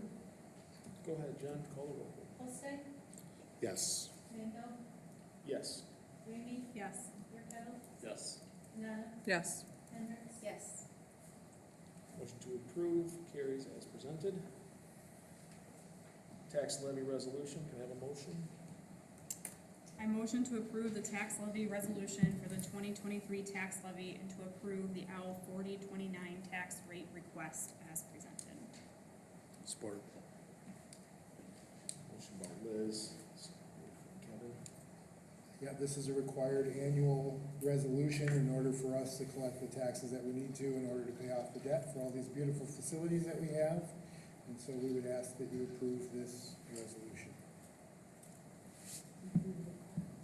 It's a resolution. Does it need a roll call? Because the agenda doesn't have it on there, so. It's never gonna hurt. Mandel, Yes. Ramey, Yes. Fairkettle, Yes. Nana, Yes. Hendricks, Yes. Holstead. Yes. Motion to approve carries as presented. Next on the agenda, item agendas, we have purchase new resources for our Spanish classes. Motion, please. Motion to approve the purchase of resources for teaching Spanish. Support. Motion by Anna, second by Liz. Yeah, well, this is, our world languages department has put together some materials that they would like to use. There's no textbook involved here, it's just different resources used to teach a class. Mrs. Salt's been doing this so long, she could probably write her own textbook, so we may see that someday. And I do want to say thank you, Anna, because I know you reached out to ask some good questions about this too, I believe, so I appreciate that. I think that helps keeps us on track, so hopefully we will approve that purchase. Any discussion further? Go ahead, John. Mandel, Yes. Ramey, Yes. Fairkettle, Yes. Nana, Yes. Hendricks, Yes. Holstead. Yes. Motion to approve resources carries as presented. Have a motion to install the accessible pathways on the elementary playgrounds. I motion to approve the cost of installing accessible pathways to 8 different playground locations at our 3 elementary buildings with a total cost of $58,092 as presented. Support. Motion by Liz, support from Anna. Yeah, I'm gonna take advantage of the fact that Mr. Park had me bring my laptop tonight, and I want to show the audience what we're talking about here. And Mr. Torno with some incredible architectural design on here for us, which is probably way better than I would have done. But just to give you some sense of what we're talking about here. So what we want to do is we want to install rubber, poured rubber. That was the word, poured was the word I couldn't come up with. I knew it wasn't foam rubber, that was just me wrong. So poured rubber, and as you can see, this is a piece of playground equipment that is actually already accessible. Handicap accessible, it has seatbelts and everything too, but it's not very easy for someone in a wheelchair or a walker to get to that. And so this is one playground area that we would like to pour that in, and that's the path, you measured it out. In this case, what we would do is we would pour a pathway to those swings. We would probably keep the one youth bucket swing and put in a handicap accessible bucket swing. And that's at the preschool playground as well. Then over on the kindergarten playground, again, similar thing, we would pour a pathway out to that swing area from the cement, so that I think it's data that necessarily changes school. Like without the data, school experience will be completely different for kids. But I do think there's value to this data, and I think that's why every other district in the county is participating to some level. And there's a reason they're all in it to some level. Yeah, I just wanted to ask two questions of Dr. Cooper. One was, well, both of them are based off of questions or comments that commenters posed. One was the undeniable value of the data. Do you believe that that data actually gets distributed, used, appropriated throughout our district? Yeah, and again, I think it's one of those things where it helps us to a certain degree. I know the Sex Ed Board has used some of that data for conversations that they've had. I think when it comes to like bigger picture, it's probably more valuable at the county level and the state level. I think they get more purpose out of it than we do at the local district level, but I think we certainly do use that data for internal conversations. Josh, Oh, just to answer, I've had the opportunity to sit on CAB for 5, maybe 6 years. And as our teachers were creating a new curriculum, I know we did utilize as a group that data to say, you know, these are some important pieces that our kiddos are missing, and how can we, you know, help them bulk up in this area of knowledge. And just at our last meeting, I know Anna was there, everyone agreed that the YAS data was very helpful to look into our sex ed curriculum and to approve it. So it definitely has helped our school district. yeah, and can you talk to me just a little bit about, you know, because it was mentioned about an opt-in or the opt-out process. What does that look like? So we send out letters to say that, you know, we're gonna be participating in this survey. It's for 8th, 10th, and 12th graders. It'll go home to every parent of every 8th, 10th, and 12th grader.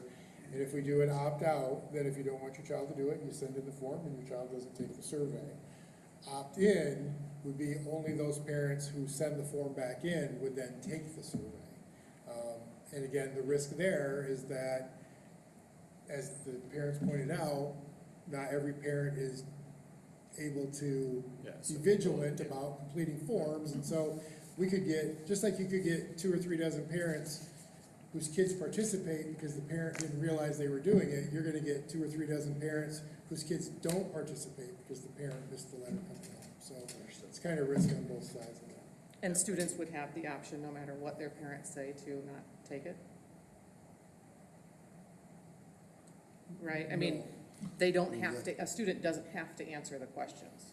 Yeah, if they're sitting there, if the parent says it's okay and the student doesn't want to answer the questions, they don't have to. Typically, if a student doesn't want to take it, they go home and tell mom and dad, hey, you gotta fill out this form and send it in for me. They make sure the parents are aware. I do want to be transparent here though, because we need to be transparent with our community. There is a section of what they're calling like reproductive health or something questions that would be removed under this motion, but there are questions related to sexual activity in the other section. So it's not like, you know. Yeah, there's like 15 more questions. Yeah, and again, I will say, Topic. every other district in the county is doing those questions. Yeah. But I don't want people to leave going, okay, there aren't gonna be any questions about sex on No, there. I understand. They're much, how to say it, they're not, well, I don't know. I don't, I think we just need to put that out there, because I don't want people to think, oh, you're taking out all the sex questions. No, they're not, it doesn't do that, right? Am I saying that correctly? And I feel like I'm trying to say it correctly. I understand what you're saying, if Yeah. you're directing it towards my comment or question. Do we approve this every year? Or is this for, They only give the survey every 2 years, and, when is it given? in the fall, like in October. I think So it is. every fall it's given, so obviously all the kids are, I'll be honest with you, this is the first time I've ever asked the board about it, because we've always done this survey. Every time, since they started giving the YAS survey, Allendale has always given the YAS survey. And so I just didn't even bring it to the board, but I just felt like this year, I wanted the board, because because things seem a little different now than they used to be. I wanted the board to have a chance to weigh in, and so yeah, if we, and I would assume that 2 years from now, we'll bring it to the board again. And what grades do this? 8th, 10th, and 12th. So while I'm a fan of research and data, it can be extremely useful. This particular survey, I don't think needs to be administered in a school. I do think it is more helpful at a county level. I feel like if the county could use this, this would be better come from a health department type of standard to parents with their kids that way, not through school, as there's nothing academic there in this particular survey. So I don't think that this is the right place for it. I'd only support it if it was an opt-in.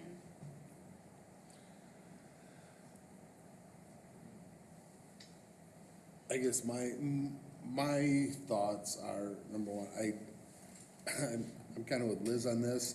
I would probably vote yes on it if it was just for seniors. I think getting down to 7th and 8th grade, if we're not using it except for as data, you know, I don't know. I would feel more comfortable it was not for the younger grades. So just to clarify, we couldn't do that because it's a county-wide MOU and you either commit to. Exactly. I just didn't. Yeah. Yeah, I know we can't change it, but. Yeah, because I did ask about some of that and I asked about taking those other questions out and they said they couldn't do that, so. Right, yeah. Yeah, I agree too that a survey like this just isn't in our jurisdiction as a district. And some of these questions, even there's more that relate to sex, of asking students, have they posted a naked or semi-naked photo or video of yourself by text, email, social profile, yada yada, stuff like that, and then asking about, have you ever attempted suicide, and have you ever seriously thought about attempting suicide? And then it goes further into saying, have you made a plan on how you would attempt to commit suicide? And I feel like this is sowing, just having anybody really read this kind of stuff is sowing in seeds of thoughts. It's a seed, it turns into a thought, and then you keep thinking that thought, and then that births a potential harmful behavior. And I just don't think that's up to our district to do that. So I agree that it's just not in our jurisdiction, that it would come from a county level or the health department to administer that. So my vote will be no. Liz, did I understand you, sorry to call you by name here, but you said you would support only if it was an opt-in? Only if it was opt-in. Where parents knew exactly, they were provided a copy of the survey and the full information, and if they wanted their student to participate in exactly what it was, they could send a form in to participate. But I would want them to see the survey in its entirety before doing that. I will be voting no to vote to implement this survey. I would only be supporting it if it's an opt-in, giving parents the option, if they want their child to take this survey or they think that it's imperative enough, they have the option to take the survey. So as the motion sits, I'll be voting no. If we do an opt-in, I would be voting yes.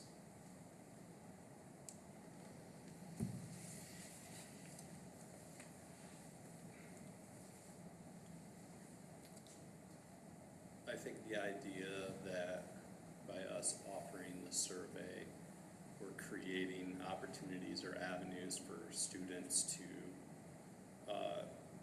make wrong or poor choices, I think is placing an undue burden of responsibility that is made up in our minds for any person who has a high schooler or middle schoolers, and they're open with you and tell you about conversations that happen on school grounds. If you know about the disciplinary actions that take place because of the rise of sexting in our district and districts around, if you talk to any mental health professionals that are dealing on a daily basis with kids who are wrestling with suicidal thoughts. Us giving them this survey to take is not going to promote those ideals or responses. It will be a tool that is created for the Sex Education Advisory Board to look back at the responses and to go, X amount of people responded to this question from within our district. We need to attribute more conversation, more information. We need to give parents the results of this so that they can talk to their students, so they can talk to other families, so they can try and push people towards resources. That is the benefit of it. Having an individual question or a question in there that you think is over the line or over sexualized, I totally understand that. There are definitely questions in there that if my students take this, that I would talk to them specifically about those questions. So I will vote for it. I would like to also request that we have a roll call vote for this also. Going off of what Josh has said, this can be an opportunity for our community and our parents as well. I know you brought up sexting and photographs of individuals. It's pervasive in our community and within our school system. My spouse does digital forensics for Ottawa County, and it is outrageous the number of kids that feel comfortable doing this. And I'm gonna guess that most parents would think that their children are not doing it.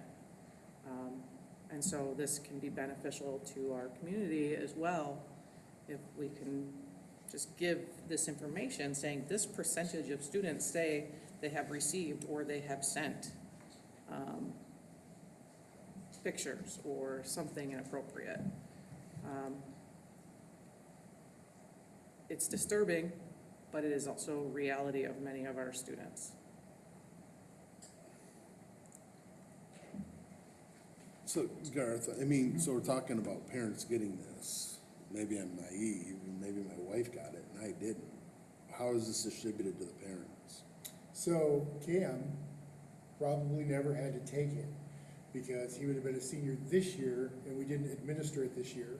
Then the year we did administer it, he would have been in 11th grade and the 10th and 12th graders would have taken it. So we've only done this for 2 years? No, but he's always been it's every 2 years, so he's always. Okay, well, that's been what, in the I thought I'd organization. asked that earlier. I thought, because that's what I was. I didn't understand the question yet. Yeah, So- I guess I was asking how often we voted on this. Obviously, it was the first time. Right, And I didn't realize that we're skipping, so we're only getting half the data.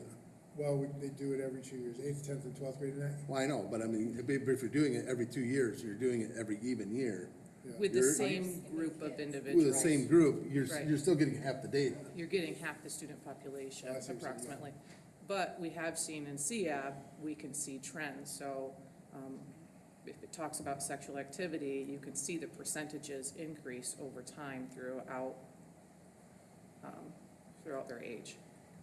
To expound on Kevin's question, how would the parents see the survey when it came out? How would they? I'd have to double check, but I think we can post it on. Yeah, I mean, you're saying, hey, it's giving parents information. Yeah, no. How are the parents getting? That's what I'm asking. Are you asking to know when the parents see the questions or when the parents see the results? The results. The results get posted on the county website and the results we have talked about them in board meetings. We have talked about them in board meetings. We have Okay. actually had the survey here after the fact and talked about questions in board meetings before. So, I mean, it gets posted on websites. It's not private information. And I do think, so like last year, Scott, didn't we hire 2 social workers that were fully funded in the first year, and then partially funded the second year, right, through a federal program or state program. Can't remember which pot it came from.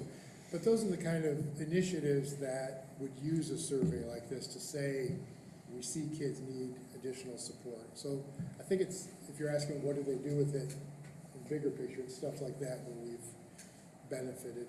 Well, and I believe we've also, this is kind of spidered out to our mental health committee as well. You mentioned vaping, but there are questions on relationship violence. And if we see an uptick in that, we can talk to our mental health committee or some other committee to see if, you know, there are any things that we can support educational-wise to help our students with that. So going with the opt-in, opt-out, the other side of it, before the students take the questionnaire, do the parents see the questions? I don't think we've ever done that before, and I'm not sure, I'd have to look at the MOU from the county to see if we're able to release those questions, because it is not our survey. I don't know why you would keep that, but I don't want to answer because I still know. I'm not trying to be. In terms of the motion, would the motion have to indicate whether it was opt-in or opt-out, or can you vote on the motion and direct the, because obviously if you sit here and tell Troy and I, this has to be opt-in, we're gonna do opt-in, we're not gonna, or do you feel more Right now, the comfortable? motion is, the motion on the floor is as written. So we would be taking half of the survey, removing the sexual questions Right. as is, and it would be an opt-out as it sits. Oh, okay, because it's not, the It's opt-out not part's on there. not in the motion, so I didn't know if it had to, Correct. if that's still, That would have to be clarified. okay. Because right in here, it says Yeah, and the it talks description about part the it does district say- having the option to opt out of the reproductive. So right now, we are sitting on this motion as an opt-out. But opt out of the reproductive part, but not giving the Or parents the option to They opt in. can, yeah, if we voted yes on this, they still can opt out of their student taking the survey. Mhm. They voted yes, but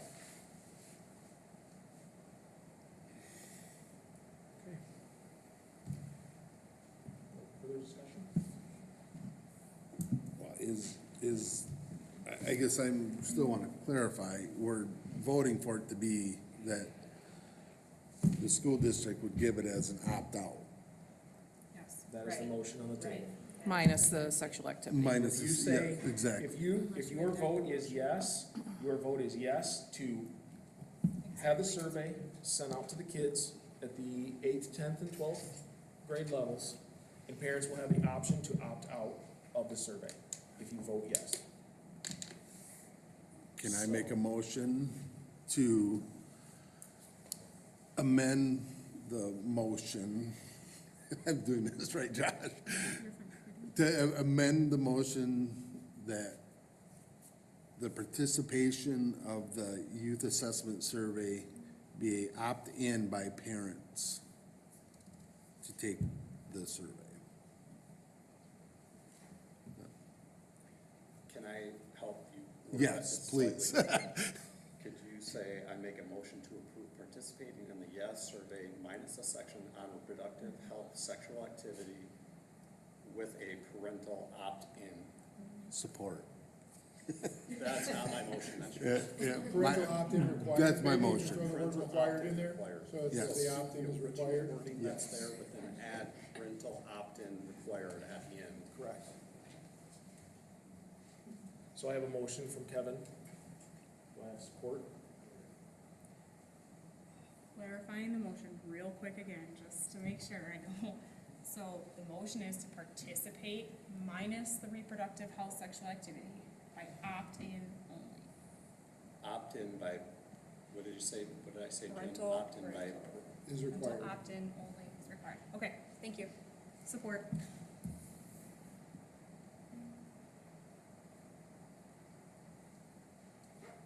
Get you now. Okay, motion from Kevin to amend the the language to go in. So, we will now vote on changing the language for the main motion. That's all we're doing here, is changing the language on the main motion to add the opt-in instead of opt-out and minus the sexual reproduction portion, okay? So, let's do a roll call on the amendment to change the verbiage, and then we will then go back into the main motion and vote on the main motion with the changed So verbiage. we're voting It on passed. Kevin's motion first, Correct. and then going back to Kim's. And then we are going Is back, that how we do it? Yes, correct. no, it's amending back. We're voting to change the language first. Yep. So Kevin's motion. If that passes, we'll vote again, and that is the main motion then. Correct. Gotcha, okay. Yep. Okay, so let's call the roll on the amendment real quick. No. No. Hendricks, Yes. Olsted, Yes. Mango, Yes. Rainey, Yes. Okay, motion to change the language to take the survey minus the sexual reproduction as an opt-in only for parents. So now, we will vote on this motion to, Which is Kevin's motion. which is Kevin's motion. It's the So same somebody thing. needs to make a motion to approve as presented now, if that's what you want to do. Yes. so you can make a motion for it. Well, Same one it's, you it's, just said. Anybody can. All right, I make a motion to approve as presented participating in the GAS survey minus the section on reproductive health and sexual activity with the opt-in. By parental Only. consent required. What? By parental consent required. By parental consent required opt-in only. Did we cover all the bases? I think so, I'll support that. Okay, we have a motion from Anna, support from Liz, and now we are back into discussion.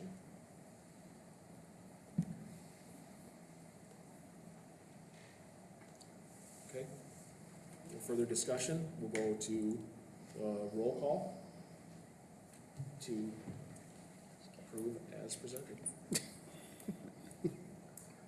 Nada, No. Hendricks, Yes. Olsted, yes. Mango, Yes. Rainey. Yes. Mercado, No. Motion to approve the as survey as presented carries. It don't make it make sense in my head. To me, it's, Is that it then? That's it. yeah, that's okay. I don't know if there's any hand motion out there. Motion to adjourn? I move to adjourn at, what time is it, 7:49.